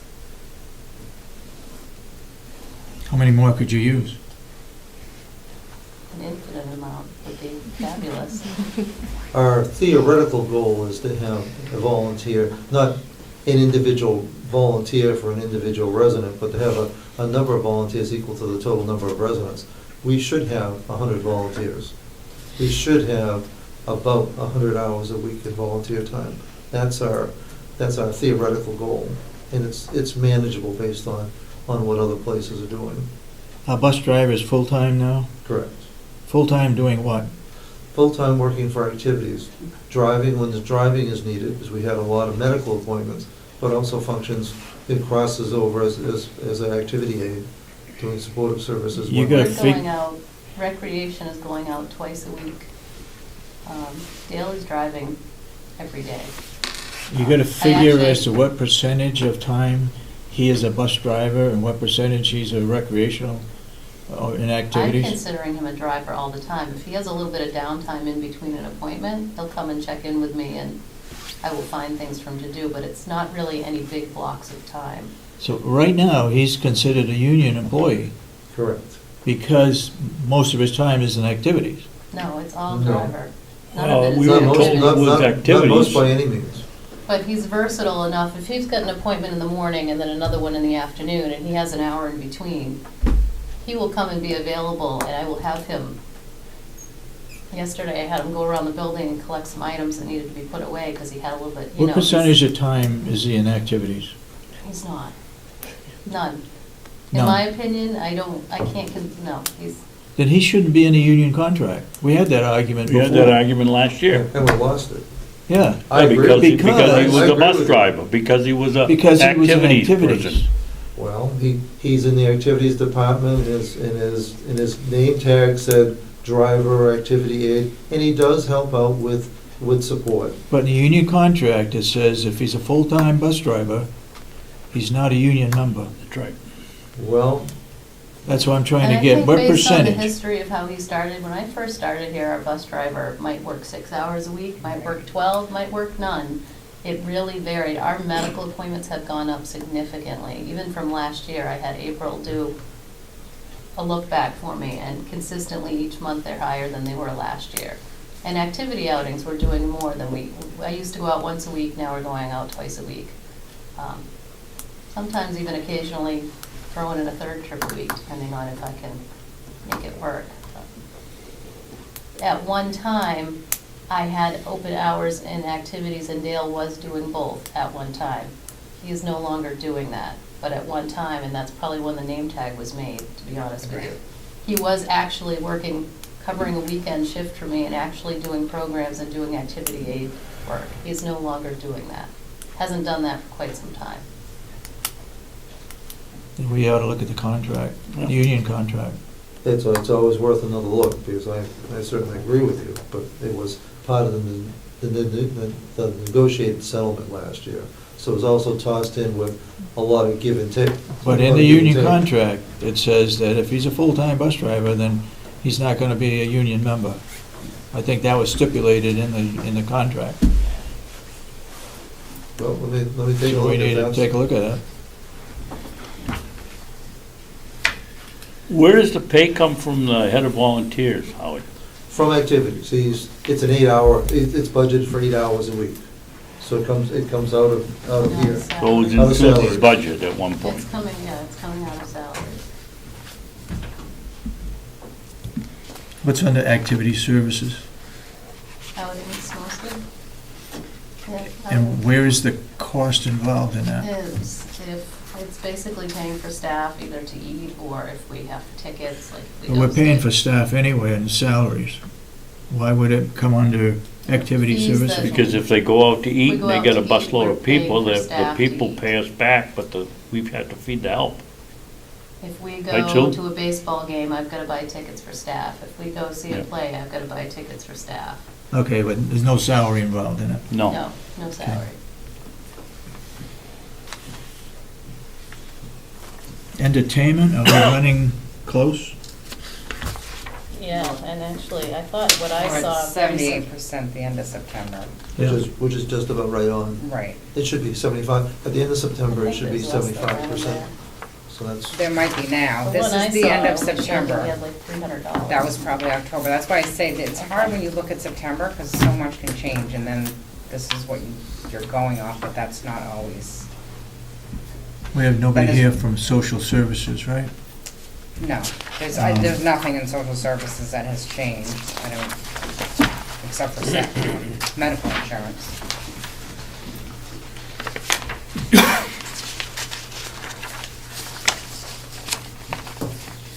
Well, under travel, I'm guessing that her time is just not put in, her sheet hasn't been tallied, and the check cut to her, because Jen, I'm assuming, whenever she goes to the hospital, things like that, she can only spend $33, so I find it hard to believe that. 33 out of $1,000. Right. but she does do home visits, she does do travel to the hospital, she does do, it's, How often does she put in expenses? And that's usually do it at the end of the year. I was gonna say, I think she waits till towards the end of the year and does it all at once. I think she better put it So in, that's- because we'll cut it if she doesn't. Well, that's what I mean, it's hard when you look at September, because people don't put things in. He or she, or, Right. there's two of them, correct. right? That's true, yeah, but Jen's typically All doing right, that travel. you better get the word to them to get it in before next week.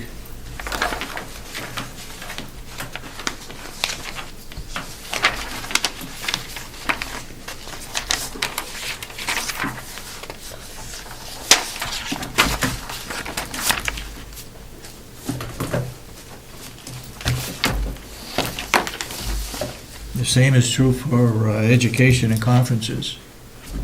If they've been somewhere, they better get it in.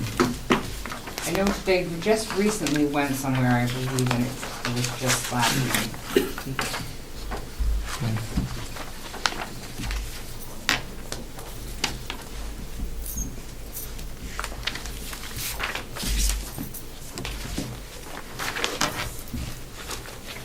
Postage is the same way.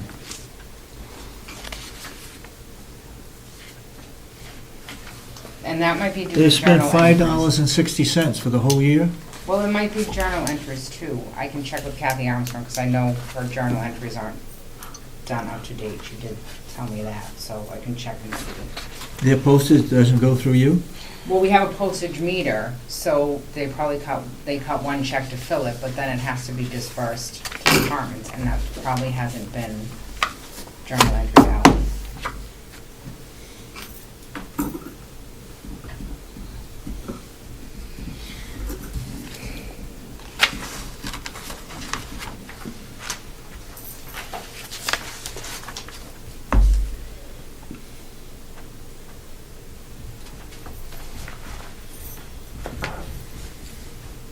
How come speech therapy is down? Those skilled in Part B, It's based on, $63,000. I mean, it's based on what they've done. What I did was I looked at this. In September, speech was only at 33% and 38%, or 28%. So it's depending on what they're providing for services. I mean, that varies by resident to resident. About $63,000?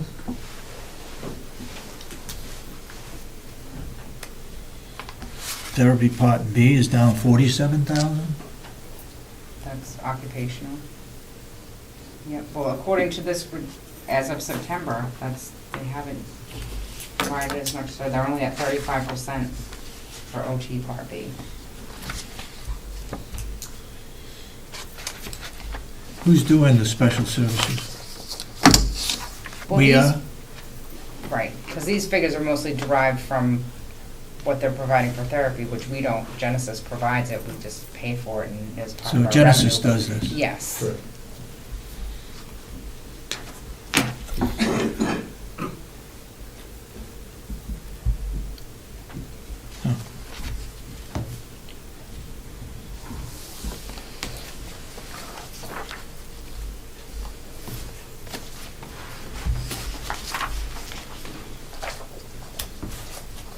Laboratory skilled. We only spent 12%. We got 13,000 left over our $15,000 budget. Well, I know we've spent more than that, I'm not sure why it's only at 1850. We hopefully haven't spent that much and can probably cut back because we've changed our labs to Frisbee and we get a much better rate on our labs. We just started in April, so we haven't had a full year of the labs. I know that 1850 isn't correct. I know they've spent more than that. But yeah, that might be somewhere that you can cut from because we're getting a much better rate on our labs. Is the jail and the nursing home working together? Jason? Not for The labs? labs. Yeah. We send them to the same hospital, we send them away to the Huggins and Frisbee, working together. No. Plus the RSA that's covered from the jail would give them a reduced rate. Are we getting the same thing? They negotiated a rate. We did. Well, I'm trying to find the thing. I know the jail did, because I was in on that, but have you people negotiated it so that we're working together or both getting the same? When the bills come over here, I have no way of knowing whether they're the same or Well, not. you use Huggins, right? Yeah, and We we don't have an use RSA, Huggins. then New Hampshire has an RSA for the jails that have ranked them that with 110% of the Medicaid rate. So that's only for the jails that were applied to. We pay a flat $20 per fee, per test. For lab. Doesn't matter For what our it is. skilled Oh, okay. residents. And that's right, It's- Jason just pointed out it was 110% by law for just the jail. Right. But ours is considerably cheaper. When we were going to Huggins, we were looking at some $100, $200, $300 lab tests, and we're now getting for $20. Let's find some more of those. We're looking, we're looking.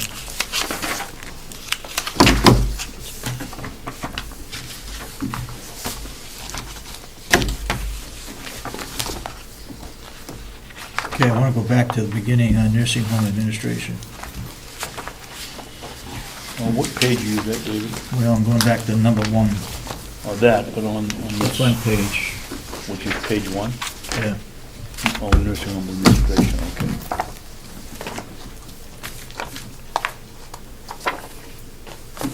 And how much are we seeing of IT removed there? Only, Computer expense, so that came out of your budget and went into the IT budget, Yes. right? Yes.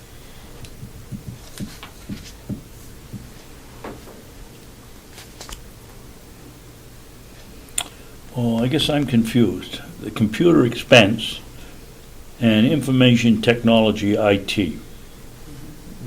What is the difference? I thought One's information. contracting, the other one is purchasing. Right, the information technology is a figure that I was given from next door for John's contract. That's Yeah. our portion of his contract. The computer expense is all our software updates and Oh, service okay. contracts and things like that. Okay, thank you. So, but that all will be under the new be taken out, I would hope, and be under the IT budget, Yes, or not? that's my understanding. Okay.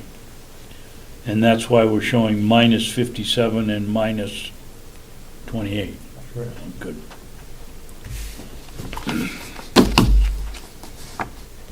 Okay, Rob, education and conferences. For dietary, We've got almost 2,000 left over, and you're increasing the budget by 2,000. that's going to be used up by the end of the year. I do have employees that are going into in-service training programs, so there'll be expenses in the last Here quarter. or outside? Through the Association of Nutrition and Food Service Professionals. It's an outside, but it's correspondence courses. Now what page are you on, Dave? Mhm. Now what page? you Second page. Okay.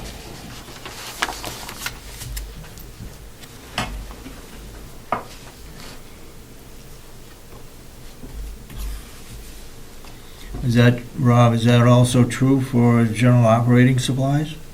General operating supplies is really a matter of cafe volume as well as supplies that are sent up to the households. So it's just volume driven. And that includes chemicals, paper goods, replacements. There are adaptive equipment in there, things that the residents need if they're needing a special spoon, those types of things, special cups. It's kind of an all-encompassing expense. A miscellaneous? It's kind of everything that's not food or labor.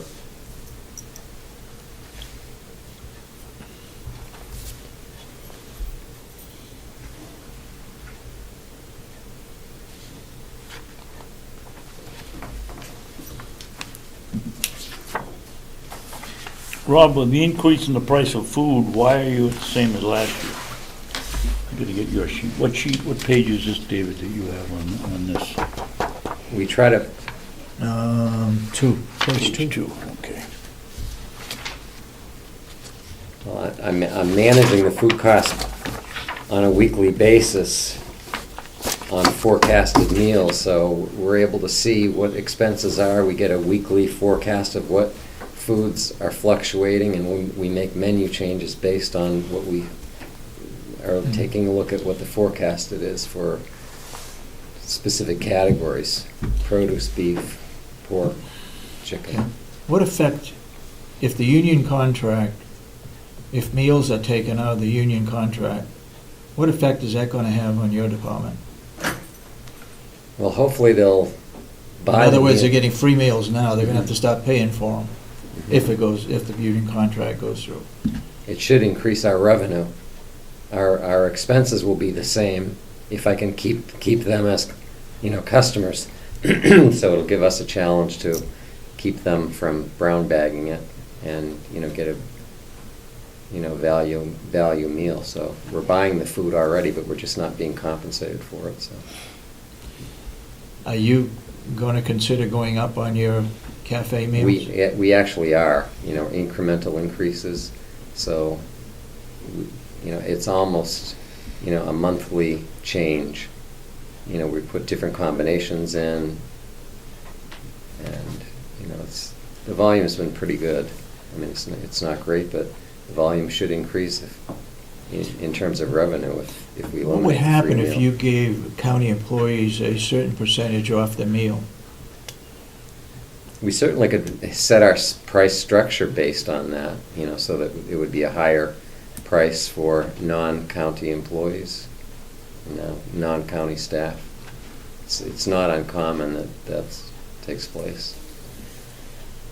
If a meal were, it can be like a 25% discount or whatever you set.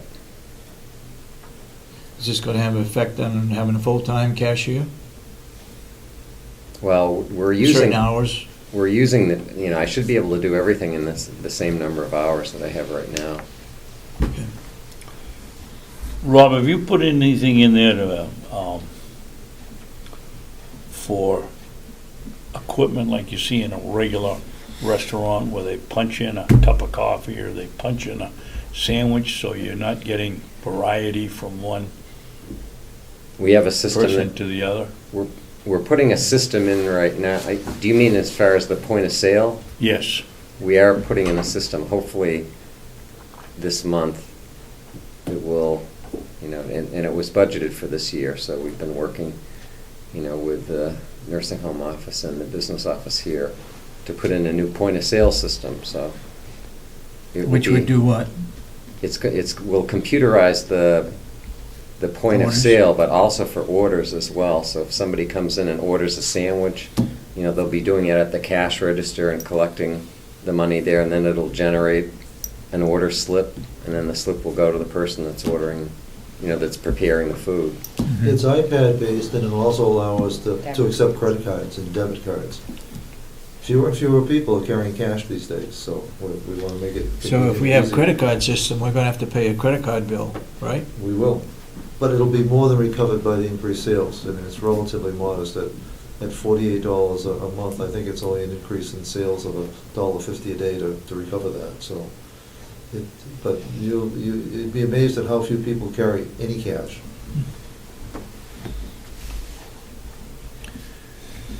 So back to the cost of food. We're not diminishing the quality of the meals by maintaining the same. No, I mean, Prices? I'm very, conscious. I try to stay on top of, food quality, and we're buying, grade A, so, I've got the nursing home residents, staff, and I've got the Department of Corrections that, I'm always working on, trying to make sure that the satisfaction level is there. When I make adjustments, it may be a menu item, if something isn't working out well, we just switch it. We are computerized in terms of our menus. I run 3 menus, for every meal, and we combine them into one, purchasing forecast and production forecast. So it's. Are you getting a fair value for the meals that you send over to the jail? Yes. And who sets that? You set Well, I that? set it with Department of Corrections. And you just put in the figure in the budget? Okay. No food was purchased from the farm. It may not all be posted yet, but $500, not very much. I'm I thought sure it's we- not posted. Journal entries they're not up to date. Kathy has told me that journal entries are not. And that up was to date. decreased in a decrease. It's well over $500, Yeah. because I have I have a slip every time something comes from the farm. Yeah. It's like any other supplier. We take a look at the product, we look at the price, and then we either say yes or no. And then sometimes I've refused it, sometimes I've returned product. Have you gone back to Grafton potatoes? Not this year. I had made that commitment. I was wondering about that myself, but no. They're supposed to deliver. Well, they can't deliver if you haven't Have to ordered. call. No, we did order. You did? Mhm. Oh, I thought you said you hadn't done anything with it. No, we just haven't received any yet. Oh. When are they supposed to deliver? I'll have to check that. Jason, when you're talking with, Tom Elliott? would you ask him if he's hoarding his potatoes or if he's gonna send any down here? And we have the refrigerator to keep them in? Or- From the old building, yeah, if we get, I was trying to, when I talked to them earlier this summer, I had said, give me some time, and then if they can break it up, so I'm, like taking 1,000 pounds at a time rather than, one I thought you said something about 10 bags when you talked to me, 10 or 12, 15 bags. per time. Yeah. Yeah. It seems to me that it's a waste of money, $500 for food from the farm. Why is the farm growing food when only $500 of it, well, maybe a little more, goes to the nursing home? There's much more than that, it just hasn't been posted. I could tell you, I just don't have my computer, because every invoice I log right in.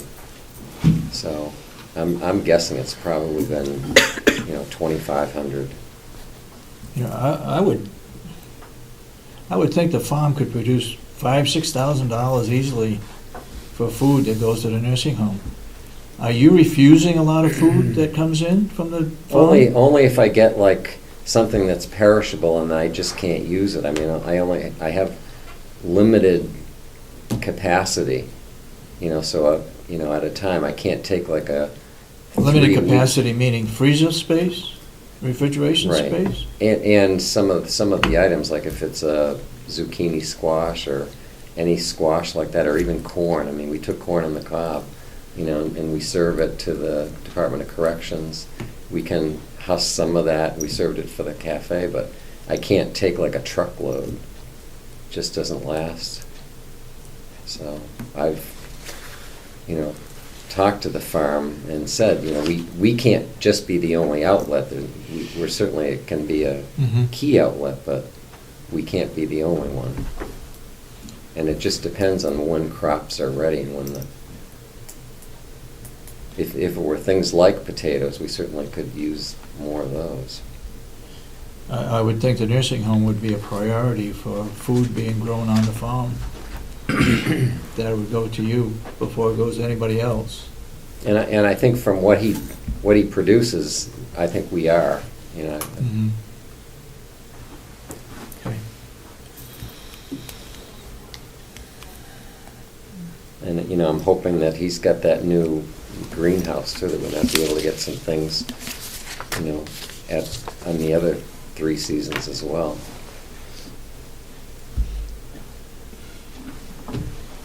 I would hope so too. That's a huge high tunnel, a lot of space in there.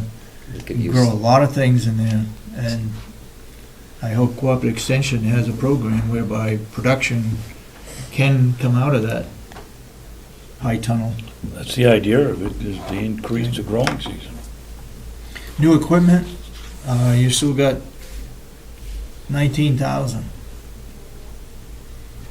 out of, you only spent $139? Yeah, No, got 5,000 left. wait a minute, I got the wrong number Got here. 5,770. 5,000, okay. But I don't think any of that cost for the point of sale system hasn't come out of this yet. and there's Because that was a just ordered last month, I believe. another shelving system that's in capital that will be out of that too. It's on the way. So this just hasn't caught up yet. Is that new point of sales system a computerized? Yes, Did you order it through John, or did you order it through yourself? it was through the business office. And, it was the system, it really isn't it's less than $1,000. The biggest, it's an NCR system, and it's coordinated through the Bank of New Hampshire.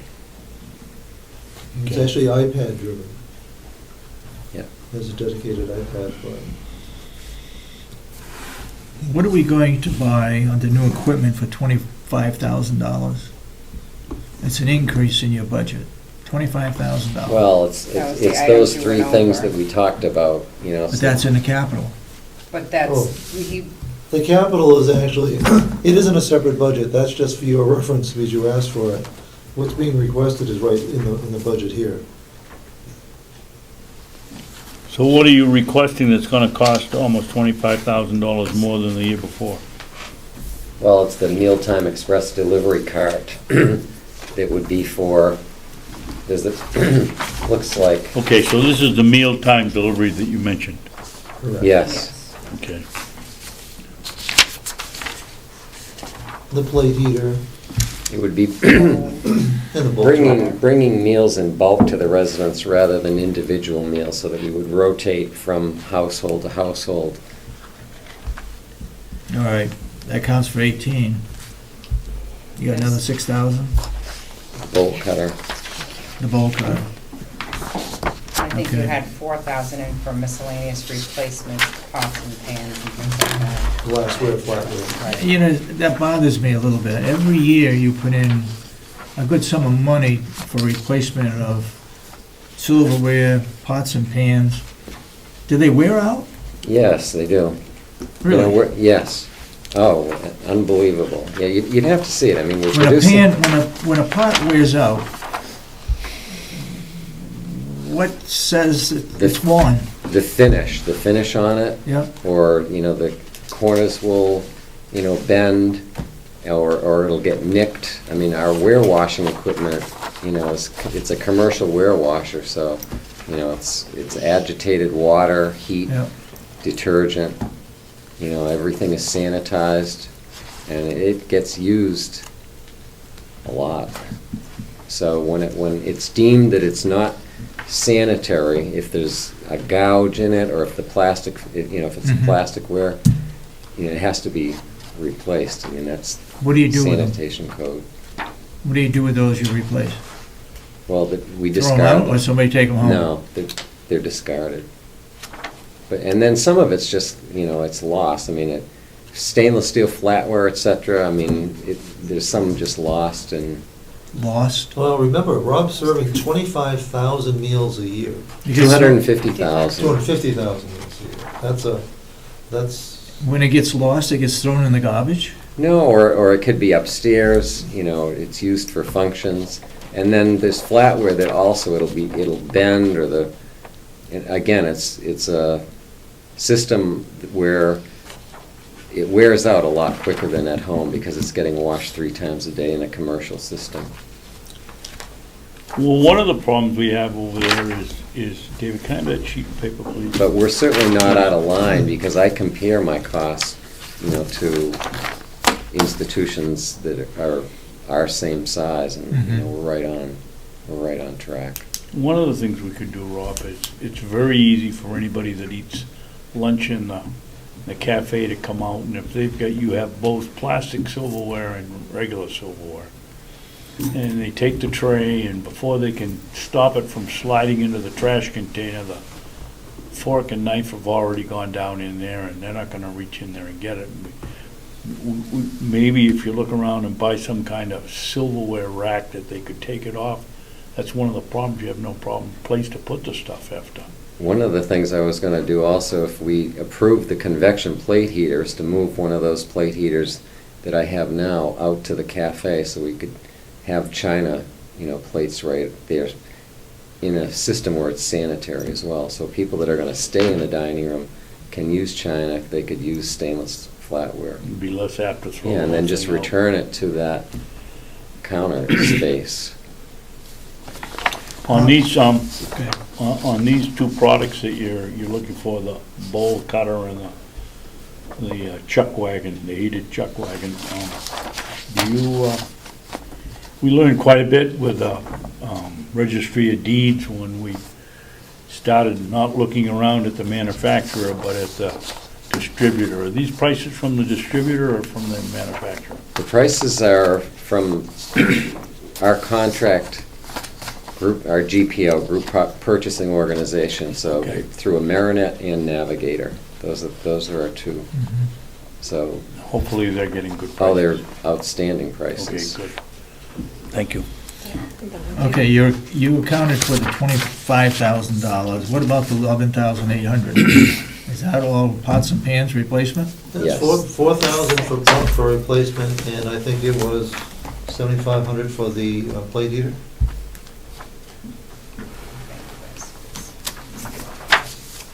Delivery cart 18, convection plate heater 92, bolt cutter 58.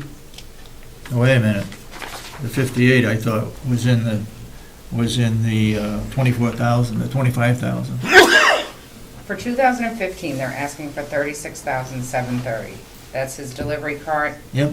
his convection oven, the bowl cutter, and the replacement. Correct. So you're saying the replacement is 11,800? No.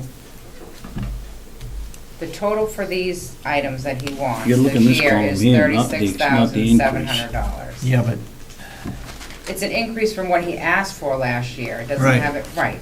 So these But you items account- total $36,000. right, but he accounted for the 25,000 of the 36. With the bowl cutter, the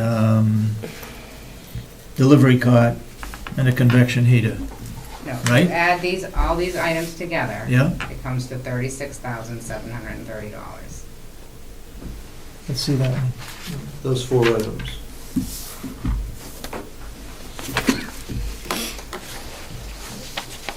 Capital budget will show them the amount slightly higher as I round it up to the nearest hundred.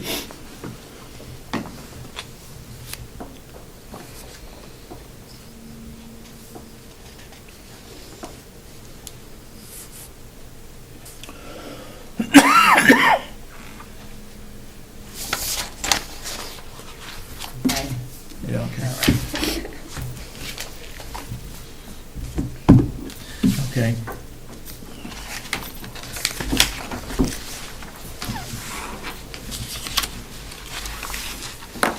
I'm gonna look at the nursing home department real quick.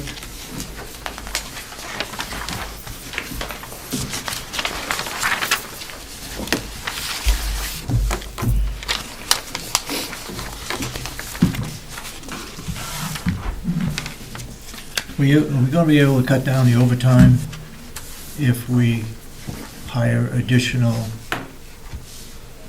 LPNs or LNAs? That's the goal. But it doesn't show it on your budget. No. Staying the same?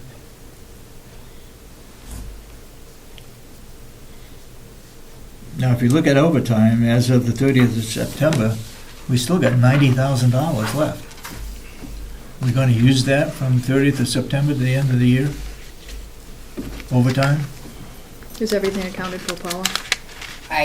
You would have to check with Kathy and see where payroll's posted through, just to make sure. I know that's one issue we've had in the past, that payroll's not always, this might say through the 30th, but that doesn't mean that September payroll was posted, so I'd like to check before I say. How often do you get a report as to what's been expended? When I ask for them. When would you like to have those reports? Every quarter, every month? I mean, a quarter would be nice if everything was posted, and that's what happens, like They can journal only entries. they can only post whatever you send them. No, payroll gets posted on its own. That's a journal entry. There's journal entries that Kathy does. Yeah. Kara Grounds is all journal entries. There's Yep. certain journal entries that post, but they're not always posted on a quarterly basis. So I might get the report, but that doesn't mean it's up to date. Overtime? Like I said, as Seems long as like- payroll's posted, as long as I know that it's posted, as long as if they send me a quarterly where I know payroll's been posted, then that's good. Best for us would But I actually have be to monthly. act. Finances, we should be able to monitor If monthly. I was in your position, I'd want to see it monthly to find out where I am. Or between the two of you. I'm sure Laurie's gonna get that straightened out, right, Laurie? Yes, I'm not sure how often it was asked for, but I would like to look at monthly on payroll. Yeah. Now, relative back to the overtime part, the end of the last quarter is typically heavy. We're looking at Thanksgiving and Christmas and scheduling issues that oftentimes will push us into, we prefer overtime to pay our own staff rather than agency. We've done real well with keeping agency down. But sometimes that is at the expense of overtime, but that's still less expensive and benefits our own and preserves quality at the same time.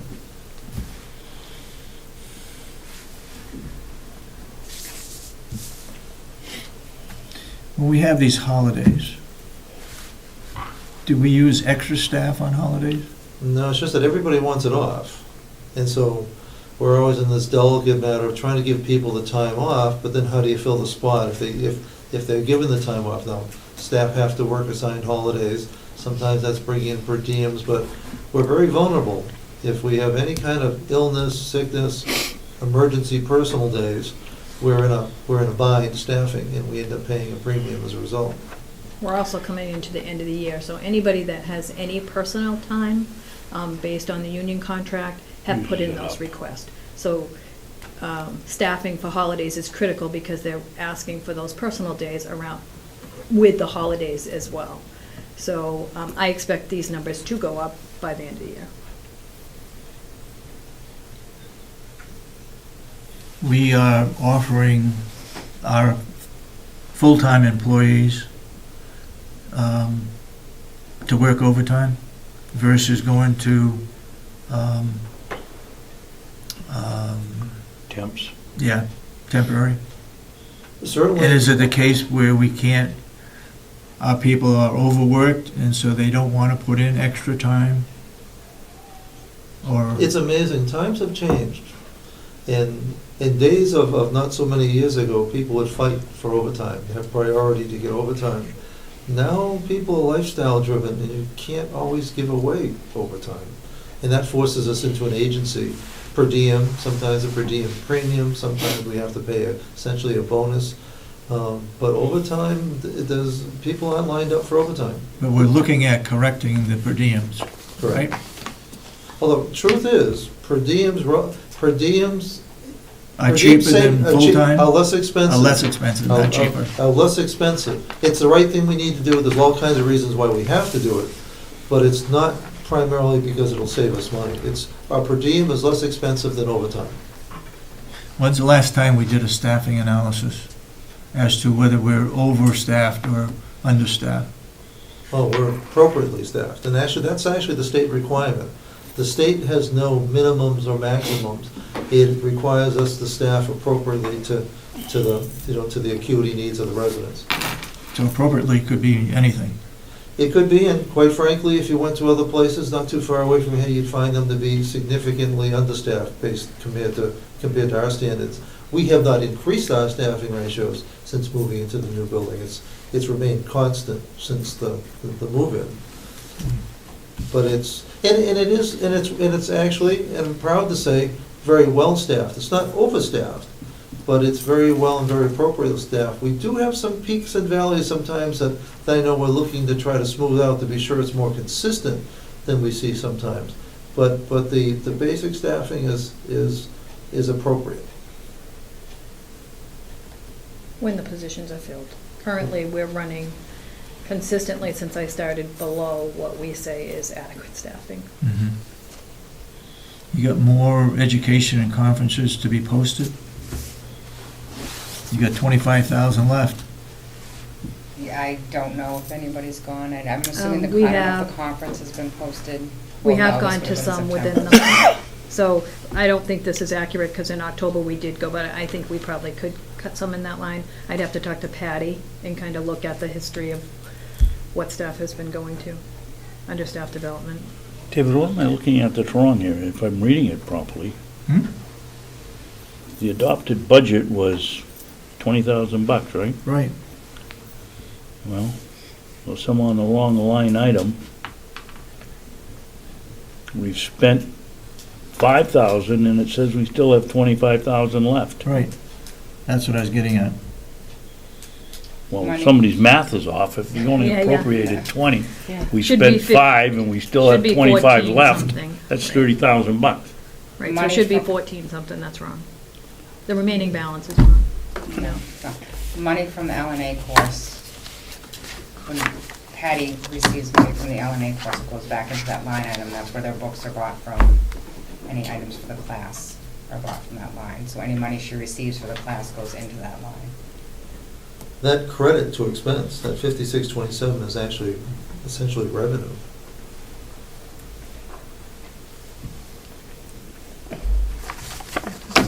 Wait a minute, let's go back to the starting line here. We've appropriated $20,000. We've spent No, $5627. you've taken in 56. See the minus sign, which is oddly to the right. Oh, Oddly, it's to the right, got it, so okay. that turns a debit into a credit.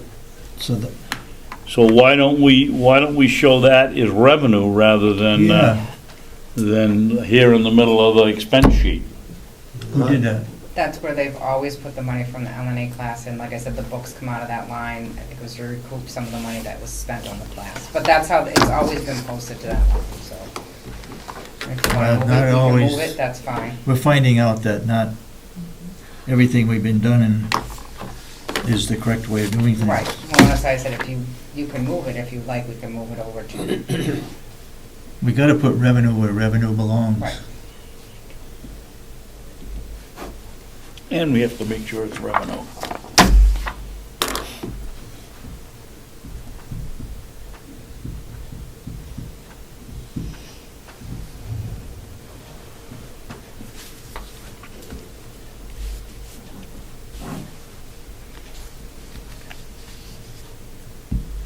Office supplies, we still have 1,700 left.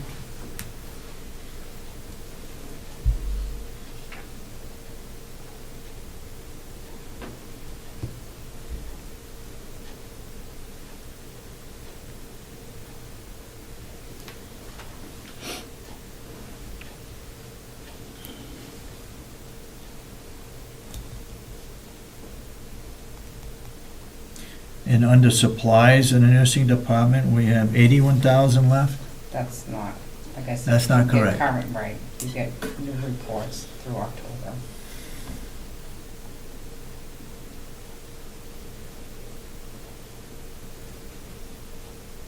Paula, where does equipment come out of? Well, it depends, you have a new equipment line item, and then you have the regular supplies. So So, depending on what, so the lifts, ceiling lifts, those would have come out of new equipment. okay.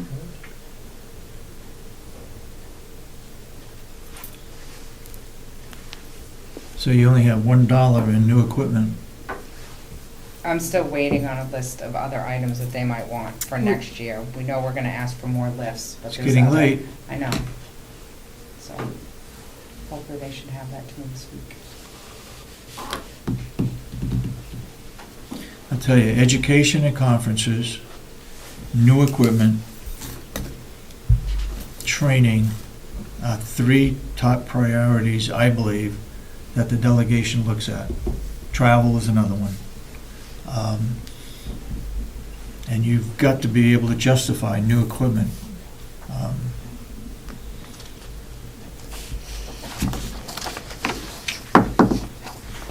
So I think nursing and dietary are the only ones that are asking. I think Bob, you put in $1,000 $1,000, yeah. It'll be nursing and dietary. Those are the only ones we're asking for any new equipment. Okay.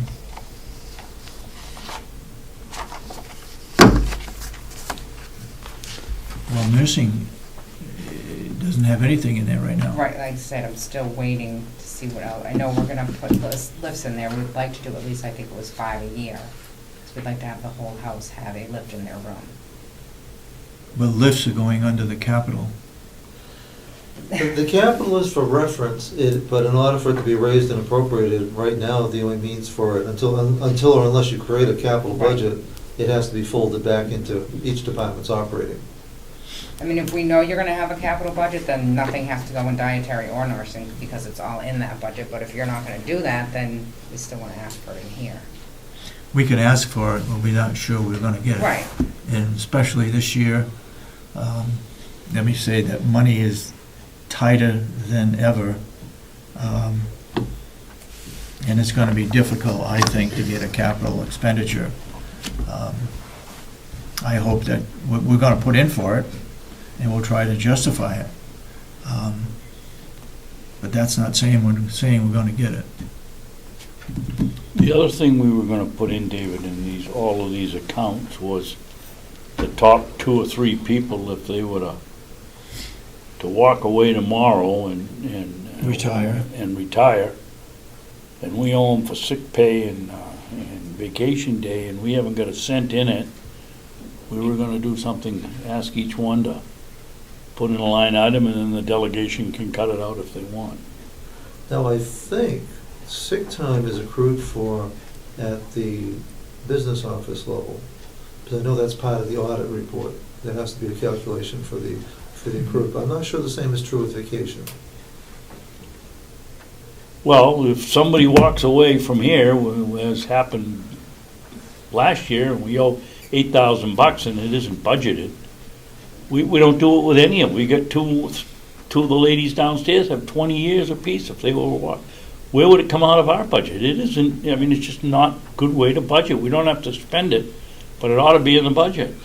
And I'd recommend that it be part of the commissioner's budget under holiday, even a staff separation fund, because if each department budgets for it, it's gonna be way bigger than what, it's almost like. That's a good idea, It's Howard. almost like an insurance fund. You know there's gonna be some, but you really don't know how many. Right. But it could be a sinking fund that you could budget $5,000, $10,000 a year. You don't know what department or where it's gonna come from, but at least it'll be there if needed, and Mhm. if unneeded, it goes to surplus or contingency. Okay. You got any further questions? Oh, no. Um,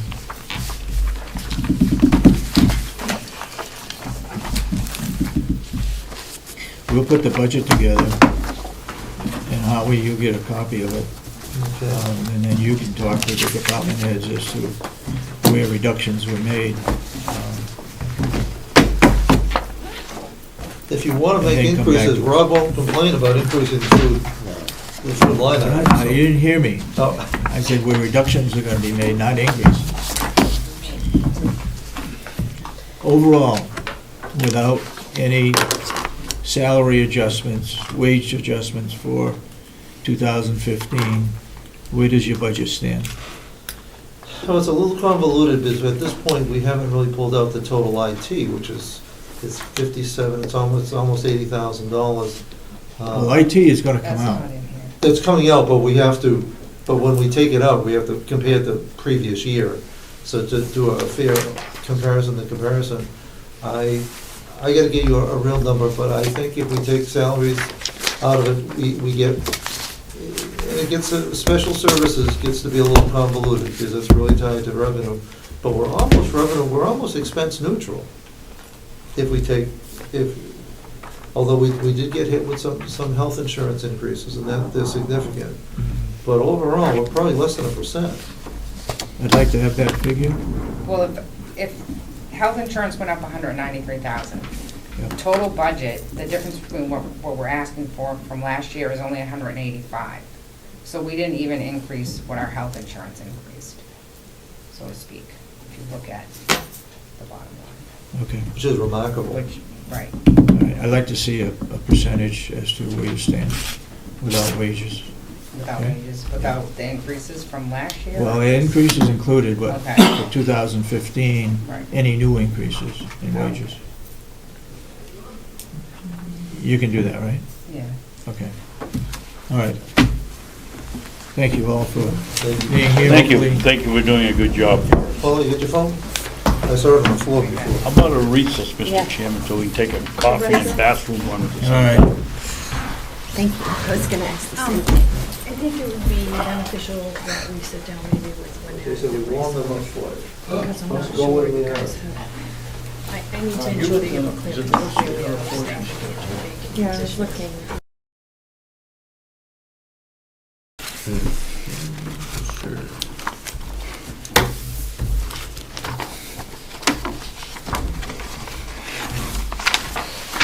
You got a copy of what you're asking for, and Yes.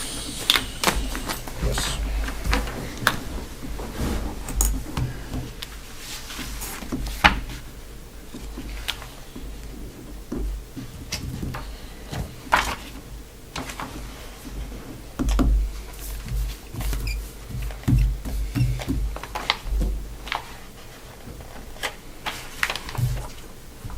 you got a copy of, do we have a copy? Yeah, it was given to us this morning. Okay. Go ahead. Overtime? Do you want me to go, my first time going through this, so, All right. a little direction here, you want me to go through this All one right. by one? Yeah. So, that's fine. So you want me to look, tell you what, why the ingoing increases and decreases? Okay. The overtime, projecting out what we use from this year to following for next year, going from $30,000 to $42,000 because we're more close to the part of $40,000, which is, Do me a favor, will you? Slow See if down. you- See if you can cut down to maybe 10 words a minute rather than 110? yes, sir. Okay. Asking to go up as for current overtime, which is not including this month, because even though it says October 31st, check downstairs, some of this is Yep. not included, then we're closer to, Excuse me, Jay, so you're saying this is basically in 9 months accounting? of where we're at right now? Yeah. Yeah, then you have that right now, we're at 26,745.74 cents? Okay, yeah, yes. So but that is accurate to that date, as far as you know? As far as I know, this month is not all in there, because I know that we had significant amount of overtime this month between outs, the academy, Some other things that came up medical-wise, so I know that is up this month, so that, I know it's up. Looking at other counties similar size, we're actually a little lower on the overtime if I even ask for the 42 next year. So we're not off par. If you look back, it was, 2013 was 41,955 was actually spent, so we're not that far up between academies, hiring people, FMLA, sick, vacation time. All right, what's his part-time salary? Okay. I broke it out because, like you said, sometimes it was not, the budget's not showing, reflecting where it really is. We use part-timers to augment, when we need staffing, and it costs us less than the overtime. The part-time salaries, part-time pay was encumbered inside the salaries line. It used to be right in the salaries line. An administrative salary? No, regular salaries. So broke that out. I believe in administrative Wait a minute. salaries. Oh, regular salaries, I see. Yep. But that increased also. Regular salaries did not increase. Let me show you what the administrative Where do you salaries. see regular salaries, Dave? That is- Salaries, Just salaries. It's just Salaries. salaries. 009. What it did was, in anticipation of the union contract goes through, those supervisors that used to be non-union, which is administrative, went back to the salary lines. Because that's where they're gonna be. Mhm. And then administrative lines to administrative line. Combining both lines of administrative and salary lines, just those, is $5,484 less. The $30,000 is part-time, is where the hours I've broken down of what we used every month so far. And it looks like we'll use to the end of the year. Just trying to show you what we're using.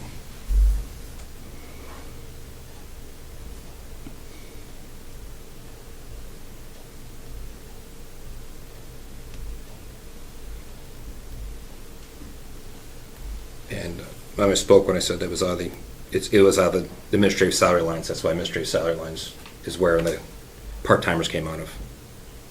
That's where he budgeted for. So I just took it out.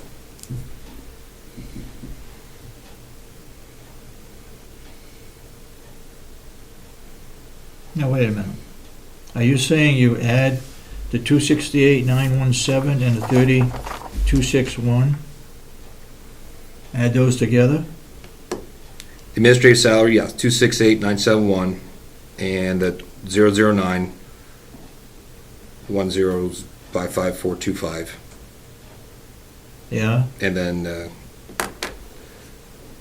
part-timer hours was 3,261. Which is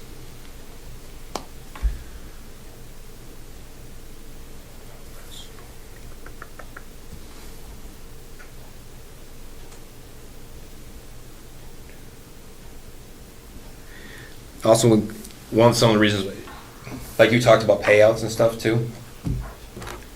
Some are like I'm projecting off of what we're paying this year, some of it, because it's hard to tell. All your holiday pay is paid out in those salary lines, which is paid from by the union contract by the end of the year. Anybody that leaves, which you've had a retirement, and a couple other people leave that had significant amount of time on the books, were also covered out of this. So I try to project out what we paid this year to try to put towards next year. So you're saying that's in the administrative salary line? Between the both, someone was retired, was out of officer line, so I tried to keep some of it in there. We can take some out if you're gonna make that separate line, but it's hard to gauge if who's gonna leave, and I did break that down for you for the top ones, like we talked about, of what it would cost if the top people left. Well, I think, I kind of liked Howie's suggestion of us putting it in the commissioner's budget.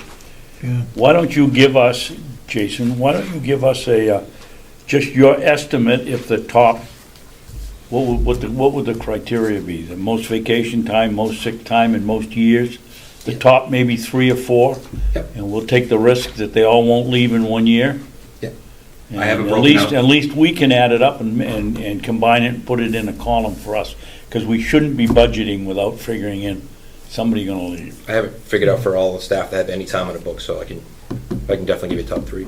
have it already figured out. Okay. Hey, I'm still confused. Where did you get that 30,261?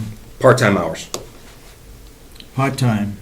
Where did it come from? Out of, I believe it's out of salary, administrative salary lines, and I'll have to go back and look, but that's what, I know that's the part-time hours that we used, are using.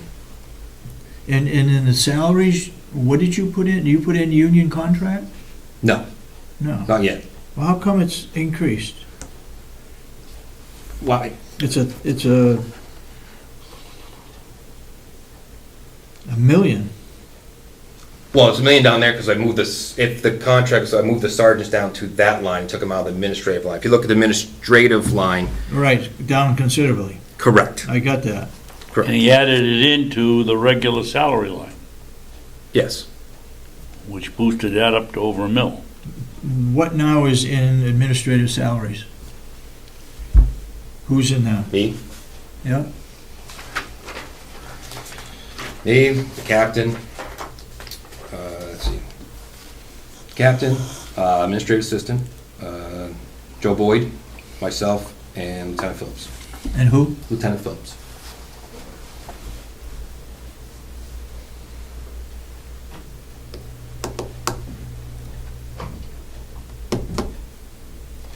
Okay.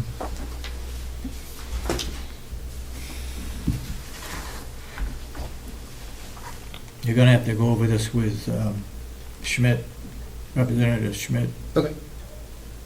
I did.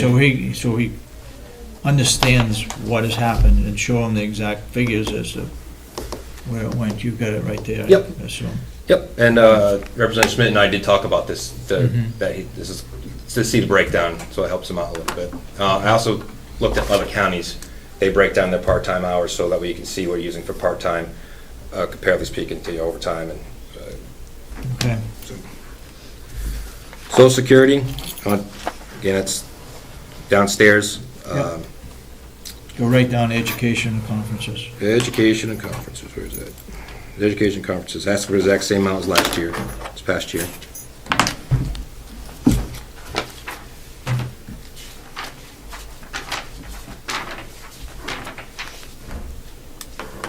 And we postponed some of the trainings because we took the Reliance out of there. And you overspent that item, right? No. Hmm? Education and conferences? No. So that won't, Through September, they're only at basically $8,000. yeah, we still have $1,800 left. Now, with a Reliance, we ought to be seeing a drop somewhere. Reliance, and I put that in fees and services, Reliance has helped us not have people come in on their days off to do any of the regular classroom portions of it. They've still have to come in on their hands-on days.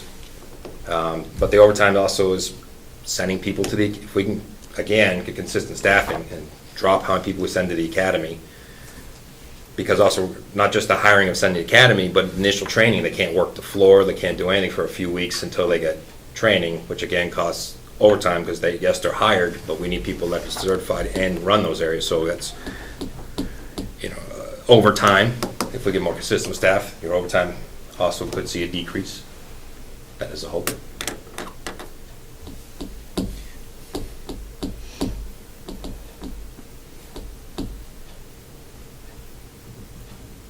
I don't know if I'm reading this right. Do you get the budget for 14?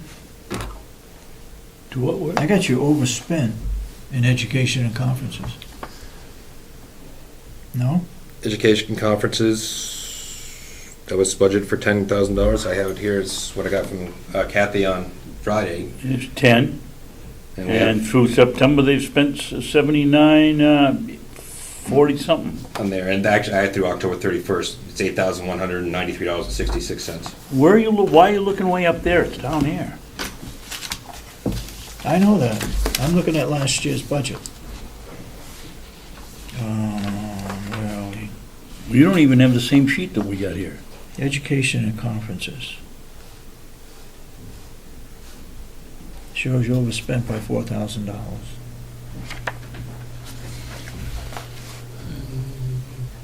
Clear what you're looking at. That's last year's. That's last That's right. year's budget that they overspent, not this year's. This is 2000, that's March of 2014, that was 6 months ago, Okay, right? yeah. Sheriff, we're gonna be about an hour. Okay? You wanna, are you available at 1 o'clock? Or 12, let's say 12:30? I want to say 1 o'clock? We'll have lunch at 12 to 12:30, okay? Thank you. David, I don't understand why you're confused. This is Yeah, I the know. sheet that we're working on, and I know, appropriated 10 and 10. okay. Is there an extra one of those for the record? Downstairs and give you. All right, go ahead. Continue on to medical service and supplies. Yep. So that was the biggest change. All right, medical service and supplies, got a couple things to talk about. I removed, as you can see the line below it, the medical doctor expense. That is what our contract is for our doctor that comes in every week. That has already been contracted, already contracted through next year. So I took it out of the medical service and supply line so we can clearly see what we're spending on when we get medications, sending people to the hospital, any procedures, those kinds of things. I only increased that by $8,958. It is hard to predict the medical line where it's going to be. We had some significant bills this past year. I think there was total of, it's on my line here. Along with the two significant incidents alone were over $27,000 alone. We did talk about putting a separate line somewhere as in a emergency fund, contingency fund. Sullivan County does it. That goes under the commissioner's budget. If anything's over $5,000 per se, or whatever threshold you want to make it at, that it comes to the commissioners. Because this regular budget was designed for your day-to-day operations, your small minor procedures. If something very large comes up, it comes out of that line. And again, it happened this year. I don't know if you want to have me put something along those lines separate, or you want to build this up, or hope that we can stay around this for next year. It's one of those things I cannot predict how much medical costs are meant to be. Well, I wish you could, but I know you can't. David, I think what we're gonna see from the delegation, the way it was been mustered here yesterday, we're gonna see a limit of amount of money that we can move around. And he comes in and he gets hit for we had one for 16,000 and one for 11,000, and that was just 2 invoices. And then we're gonna have to start moving stuff around. We'd be better off to do what Stratford County does and have a contingency fund someplace that we don't have to spend. It's a bad word. It's available for these huge bills that we get. Yeah, one for about 9,000, and yes, one for about 16,100, and then some of the other one was out of there, was probably another 5,000, so some significant costs. And we give him a budget, that means the delegation has to come in here to vote to move it around. That's $700 and something every time they meet. Makes more sense to have a contingency fund where I mean, we set a limit on over and above that, it comes out of X, it comes out of the contingency fund. I can most certainly give you one if you'd like, and see how it goes. Well, let us have it. I mean, what do you think? Yeah, we gotta do something. I don't like the word contingency fund. There's gotta be limitations put on it. Contingency's better than slush. Yeah, it is. But it's gotta be limitations on it so that the Board of Commissioners can't spend it on something else. You can word like emergency medical funds for the jail, anything over a $5,000 one-time procedure, something along those lines. Yeah. Okay. And again, if the budget was doing well, you could say, we're not gonna take it out of that, you're doing, but I had to bring, if you make whatever threshold, it's 3 or 5, and it's a one-time, for one person, a one-time issue, bring it forward, and take a look at the budget, no, take it out of yours, or we're gonna take it out of ours. We gotta do something, because as you sign these bills, You know, it's not uncommon to have a $2,000 dental bill. We had this one for $16,000 for the woman that was here 3 days. It's just crazy, and you can't expect this young man to run a budget if we don't somehow create some kind of a fund that for these crazy emergencies. We got just 2 or 3 of these characters over here have cost us, what's the total medical so far?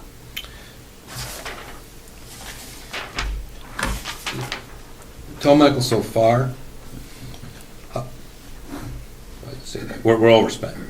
So, 160,290. You keep in mind, Excuse me, Jason, through September, it's what? 160,290 and 55 cents. Well, I think that, at that kind of money, I'm not concerned with the 55 cents. All right. But again, that's why I also. And what did we budget? What's the budget? 145. That includes, like I said, the doctor's fees. That's why I took the doctor's contract right out of it, so we can better see what's going on with the actual medical expenses of going out. The doctor's contract is a standard that we have.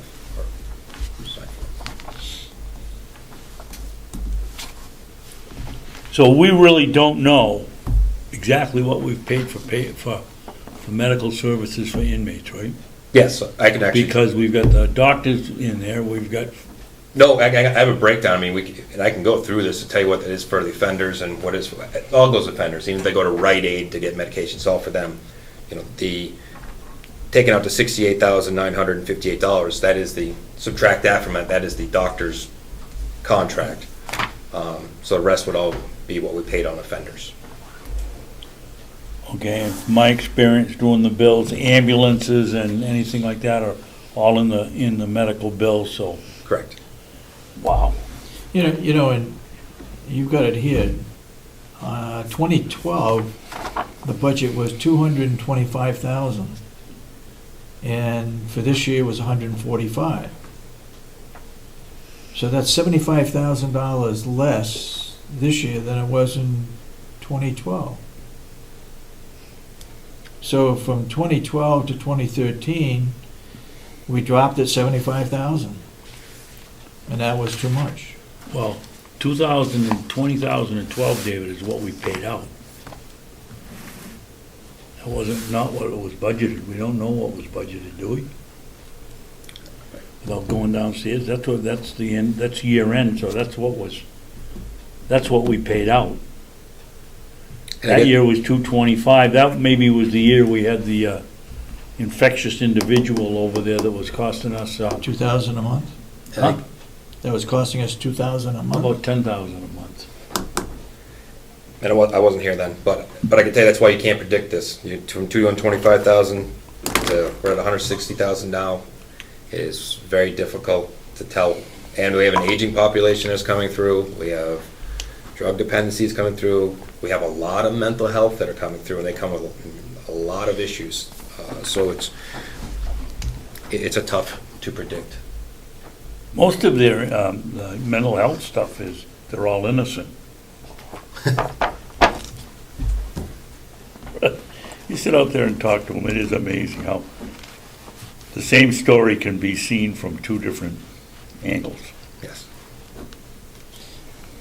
Under mental health, Yes. we had 29,000, and you increased it to 35. Yes. The mental health, the contract for next year is actually 30,000. The $5,000, below 5,000, I don't believe was ever budgeted for the psychiatric doctor who makes quite a significant amount of money per hour. It used to be budgeted in that he came in steady, I guess, a couple times a month, and it costs a lot more than that. Now it's as needed. They try to do the video conferencing, very expensive though, and it's still, so that's again unpredicted how much it's going to be. With that though, we did also drop the offender programs line down because some of the things that we were doing for classes we don't need. We had another person that was teaching classes that is now incorporated into the Northern Human Services contract person that's there 2 days a week, so we were able to save money there on our mental health and make sure we're covering hopefully the psychiatric doc. Okay, so the inmate programs drop down to 13,000. Yes. And you're So- gonna have a What list. number is that, Dave? Inmate programs. 028. Oh, Yep. okay, I got it. So between the two, it's like $2,400 in savings between. And the you're gonna have a plans. list of those programs that are gonna add up to 13,000. It's $12,000 alone for GED, so, yeah. Okay. So Jason, excuse me, the 35,000 is, that's a contracted price with that gentleman, is it not? 30,000 of it is. For Northern Human Services, No, correct? no, for the gentleman from Northern Human Services, yeah. down south. The shrink. He's also from, yes, Wolfboro, yes. Yes. The $5,000.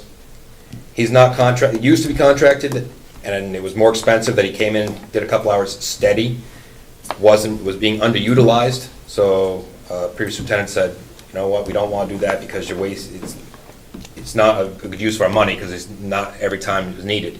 Now it's as needed, but it was never built into the budget as needed, and it's very expensive. Okay. Other fees and services, and Wow. some to get, go into some reasons why that went up, or why I'm at. Part of it is the Reliance Learning went into there, which is now a contract that we signed, the $6,050. This past year, up till last month or beginning of this month, union negotiations, it's almost $10,000, and it's still gonna, that's what we paid for, that's what we paid so far to our lawyer. If we don't have it next year, we may have some money savings there. Special accounting on the books was a little over $1,000. And legal issues that came up over the year for outside legal services was $8,900 also again. Those things were not budgeted, I don't believe, because union negotiation, you don't know how many times it's gonna go. So I added those things in there to this line. I mean, realistically, if you looked at everything that was going on and carried it forward next year, it's closer to $89,000. I brought it down to trying to bring it down to the $79,000 because you definitely have the 56, no, excuse me. I wonder if you Advice. should, if we should take out legal services and have a separate line item.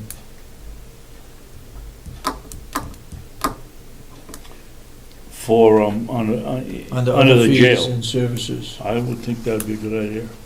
On our commissioner's budget or our budget? No, your budget. Your Okay. budget. You want a legal line? Well, We're thinking about it. you got union contract, right? Now, That's coming out of the other fees and services. correct. And what other legal services would you have? You had investigations Investigation. and then the accounting. I would, and, Hopefully okay, that's a one-shot deal. I think so. if you take out legal services, what else is left? And let's see, our online RSAs for the offenders, pest control,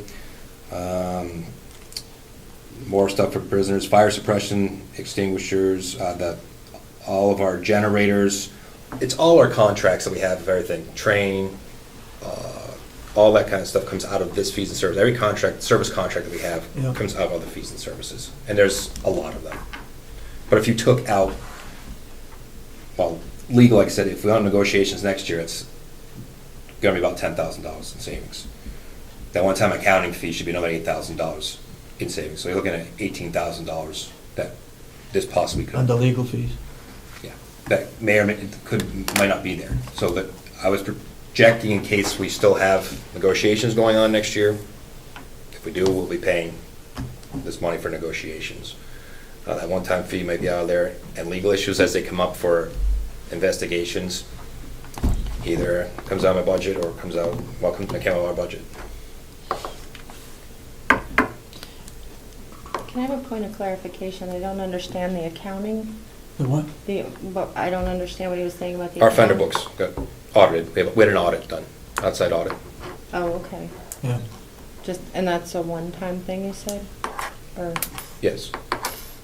for the offender Yes. books? Okay, sorry, I would take out and put legal fees separate, Okay. but I would also have in writing, I think would help you out a great deal, is if you put in there all the contracts and what are they mounted to, and on the bottom, the total amount, so that delegation members and we can see everything that's in that line item.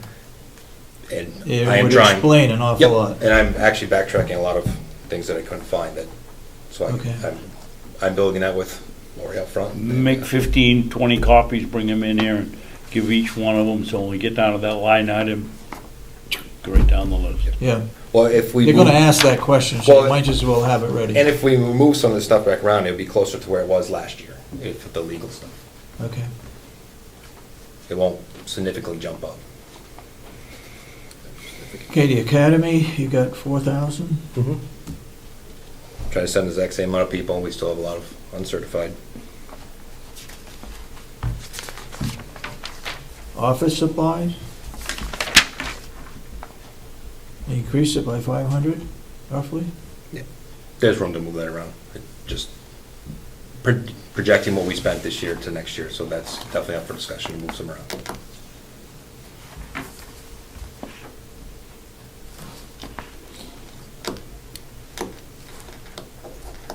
Dues licenses and subscriptions?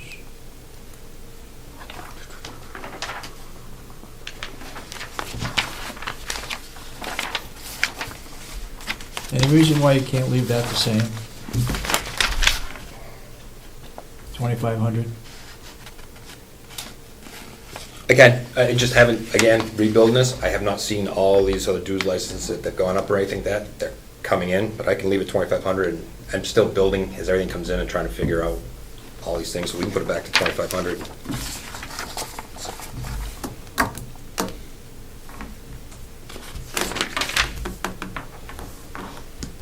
Other supplies. No increase, what I did was, took the, billing's been a little different. Instead of the $5,000 that was allocated for, says for nursing home, I put it up until the, other supplies, which we are spending that of money. Because we're just not buying the volume that we used to from the nursing home. It's a, so we don't need to have that amount of money allocated there. We're buying toilet paper and some other paper from nursing home, because we get a better rate. But the rest of the stuff, we find cheaper on our end, that things that we can use. We don't have to use the same thing in a washer and dryer and stuff that they use. We're not using that expensive chemicals. We're using other things that they don't use. Now, why you increased it 5,000? I didn't. You didn't. I moved the You the moved 5,000 the from next the line nursing down, home. Dave, it's I 5,000. see, okay, gotcha. Added them together. All right. Yeah. Because for some reason it was being paid out other supplies anyways this year, so just put it into one, and what we need to pay over here, we'll pay over here. You have chaplain here, $1,500. Mm-hmm. Do we really have one?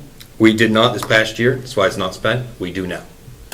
Do we have any, under the state and federal regs, do we have any requirement for special religious Services? services?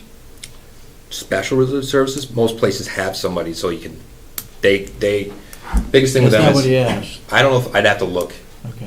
And we're, compared to other places, we don't budget very high for, but there, for us to go through, you have to go through somebody for specialty diets, especially when it comes to religious service diets, especially when it comes to what they need for their, we have a lot of duty for religious issues that we have to provide to them. And having somebody there that's in that field answer those questions is, helps us reduce our risk of litigation, especially when it comes to a lot of religious rights. And as you like to say, they got plenty of time on their hands. They do. They do. And truthfully, if they're engaged with a chaplain being there more often, then they may find, some of them find their way in connections and those kinds of things, which could help them when they get out as well. Okay, let's look at meals. Yes. Did the nursing home increase their price to you? No, I talked to Rob, at the time when I put this together, he said he was unsure about the cost of food. He said, put it anywhere from 3 to 5% increase. He was unsure. I see today he's come in flat, so I'm assuming, or I can ask him, that I might be able to come in flat. At the time when I asked him, he just said to kind of gauge it that way because prices are going up. But I can get back together with him if he thinks it's gonna stay the same, put it back the same. Because that's, as he said today. You take the cost of a meal times our Yes. daily average vacationers, Take the, multiply it out. multiply it out, and again, still us multiplying out for closer to 100 offenders, not, because we're averaging about, right now this year, 61.5, the year before I averaged 70. You don't know from year to year, if you predict it at the 61.5, you're gonna be severely under your budget, over budgeted come next year if we fluctuate, because you can go from this today under next year. Yeah, but does that happen? Yeah, as I told before, just how many intakes we take a year. They can go up and down. The intakes that we take in and we let out, they come in, they have a meal? Most of them are on the weekend, At Friday least night, one, weekend. oh, on a weekend? Usually, not through Friday, out maybe back Monday.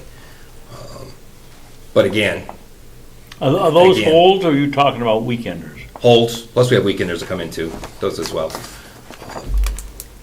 One of those things, I can't predict what the court is gonna do next year. If they're going to, more, if we, the US Marshals, that's gonna be also added to if they give us a few. But that's reimbursed, right? It goes down to your revenue line, yes, but I don't think you guys are taking away from the meal line. I'm not sure how you're gonna do that when we get some. That's further discussion, so. And we can track the trends for the next couple of years, because it looks like it has been done, to see if it's going to change, not changing. I just don't wanna come in next year and go, oh, by the way, we had 20 more offenders, and you now need $20,000, $30,000 in meals. You got how many in there now? 50? Rare on there. We've been averaging 61.5 for the year. How many? 61.5. 61. 0.5 throughout the year. Okay. No. We come in here every week and we've been getting a readout. If the average 61, we've got to have some weeks when there's Right. 70 people in there, and I don't believe I've seen a 70 all year. 76 was, and I have all the stats for all year. I can bring it to you every single week. You went from 76, you went down, you had a couple peaks and valleys per week, but an average for the entire year is 61.5. You have peaks and valleys. You're down right I now. understand that, but most of the recollection I have is around 53, 54, unless you're adding in people that are living up in North Conway or out working or something. No, beginning of the year you had a lot more, and what happens is, right now it's a lull, right around the holidays, right after the holidays, you'll have a spike right back up when the court gets back in session again and sentencing people. So at the beginning of the year, you'll have a spike back up again and drop off, somewhere it'll spike again, drop off this time of year, back up again. That seems to be the trend.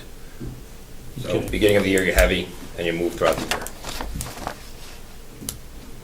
So your high was 76. The high was 76. Correct. And that includes the part-timers? The ones that just come in on overnight or 2 nights? No, that's just 76 was in there for like, 400 days? because they usually do like on because commission meetings on Wednesday, so those weekends are already gone, so they do it Tuesday night, so midweek Yeah, would have been your high of 76. really? Yes. They don't do it on a Monday or a Saturday or anything, it's done midweek, so that those people are gone from court. But the more important figures, like I said, is how many intakes and releases you had. Yeah. Because that shows you there is a high volume of intakes and releases. Giving you those figures. Okay. Uniform expenses?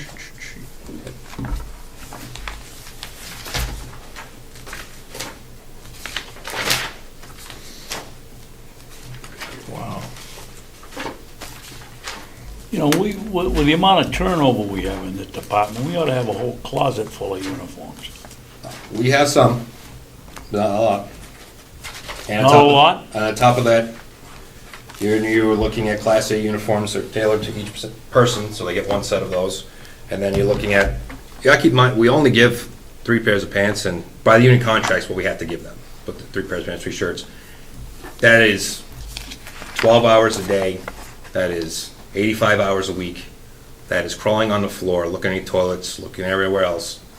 So they have to be replaced. When we buy the cheap, I'd say we buy the the least expensive of the expensive stuff. I mean, we get the shirts silk screen because it's cheaper, the lighter weight polos, the lightweight BDUs. So everything that Sergeant Baker can find as the lesser rate is what he gets. How often are Class A's used?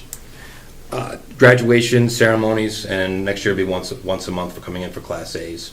Graduation, definitely have to wear graduation. Every ceremony that we have. And we're gonna do it once a month. We, as you talked about, one of the commission meetings, like to see it more, so we've already scheduled out for the entire year that each shift we wear in Class A's once a month. Which they come in, it shows a lot of pride and dedication. It really is a boost when they do wear it. But I couldn't afford to do like Sheriff's Department stuff. Those Class B short sleeve and the Class A's that they have are a lot more than we spend on our, if we went to those, they'd cost us a lot more money. Okay. Do you want me to give you a breakdown of what the uniforms are, or you want me to just? Sure, go ahead. It's polo shirts, 76, duty pants, 76, boots. Here's the other issue. This could go down as well, depending on what the union contract says. We had to put it in there of what They they're wanted. asking. Correct. Yeah. So this also, if that doesn't go through, this will get reduced. We'll take that portion back to where it was, and that's about $2,000 less. Okay. So, again, it's building it for what could be. Class A uniforms, 10. Silkscreen polo shirts is 40. Search gloves, and I actually removed search gloves. I'm not gonna pay for search gloves. So Okay. I took that out of there. Why is the clothing expense for inmates going up? They ran out Double. of fig leaves, obviously. It was 3,200, now they gotta buy uniforms, they gotta buy them clothes. Well, And why did it go from 2,700 in 2012 to 11,000 in 2013? And now it's back down to, we've only spent 3,200, and you want 7,200. on offender clothing, Yeah. we're overspent on offender clothing. Am I on the wrong line item? This has got to be. We're over. You're overspent by 100, 100. Yeah, $102. yeah, we're overspent. Am I on the wrong line, David? No, you're on the right line. You're just in the wrong column. Where are we overspent? If you look at, Oh, okay, you're against September. Yeah. We're overspent, yeah, Yep. okay. Yes, we've been overspent for a little bit. I'm not sure why the budget went way down on uniform expenses. It probably shouldn't have, because again, that is 24 hours a day, 7 days a week of wash and wear. Again, I get 3 pairs of pants, 3 shirts, socks, mattresses, and I have the breakdown of the week. Mattresses are very expensive. Mattresses get ripped, torn, worn out. When they get ripped, we do try is to. that under clothing expense, mattresses? Yeah. Oh, well, that explains it. Yes. So basically, we're looking at what we need. I can run through it quickly. All right. I have a breakdown from underwear to women's underwear, socks, t-shirts, the gray long sleeve shirts, mattresses, wool blankets, cotton blankets, sheets, pillowcases. You have, and pillowcases are that's medical purposes. Your green, we'll call it suicide smocks, which people come in if they want to do self-harm. After a while, those get worn out. They're not cheap. They're expensive. When you have people soil them over and over again, we do try to wash, and there's a lot of biohazard type stuff that we have to take care of, and they just get worn out, shredded, destroyed, flushed. Worn out, you mean there's holes? Yes, And and we actually have a seamstress we pay very little money to fix as much as we can. But you understand that offenders will flush, tear, rip. We try to go after them for restitution when we can, but most of these people don't have any money, so we pay for it. And mattresses, like I said, are huge. Mattresses alone, Excuse me, Jason. David, I would suggest that we break that line item down. I mean, I got it right here. not, as another line item here. When I'm looking at inmate clothing, I don't expect to hear what the cost of a mattress is. Yeah, I don't either. Or a blanket. They ought to be come under, housing costs for inmates, or, expendables for inmates, or something else, not clothing. It's Yeah. not your fault, but Okay. We ought to have a line item for that. Okay, I can, Then we wouldn't be sitting here wondering why it was $11,000 one year and now it's $3,200. which makes, and the mattresses are a huge chunk in this, of that budget right now.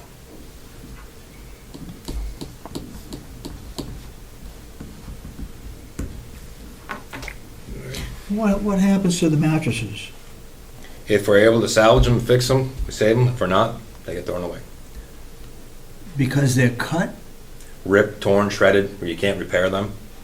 You know, again, once, they're vinyl mattresses, heavy duty. I've slept on one. Oh, yeah. But once they get torn, ripped, and shredded, and you want to, then non-repairable, or it's been saturated with whatever body fluids that you can't get back out of there, they become All right. unusable. So how many you replace a year, roughly? Well, it looks like they haven't been, because the budget hasn't really been there. So that's why we're increasing it to get some mattresses. Well, something happened in 2013 that was extraordinary. We either bought a lot of clothing, or we bought a lot of blankets, or we bought a lot of mattresses, because it's Yeah. $8,000 more than any other year. 2013. All right. Yeah, break that out so that, Yep. so that clothing is clothing. Mhm.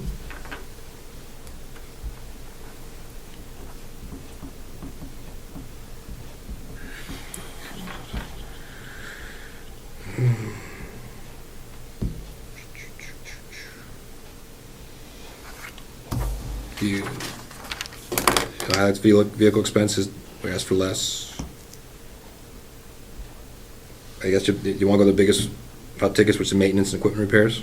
Let's go back up to electronic monitoring. Electronic monitoring.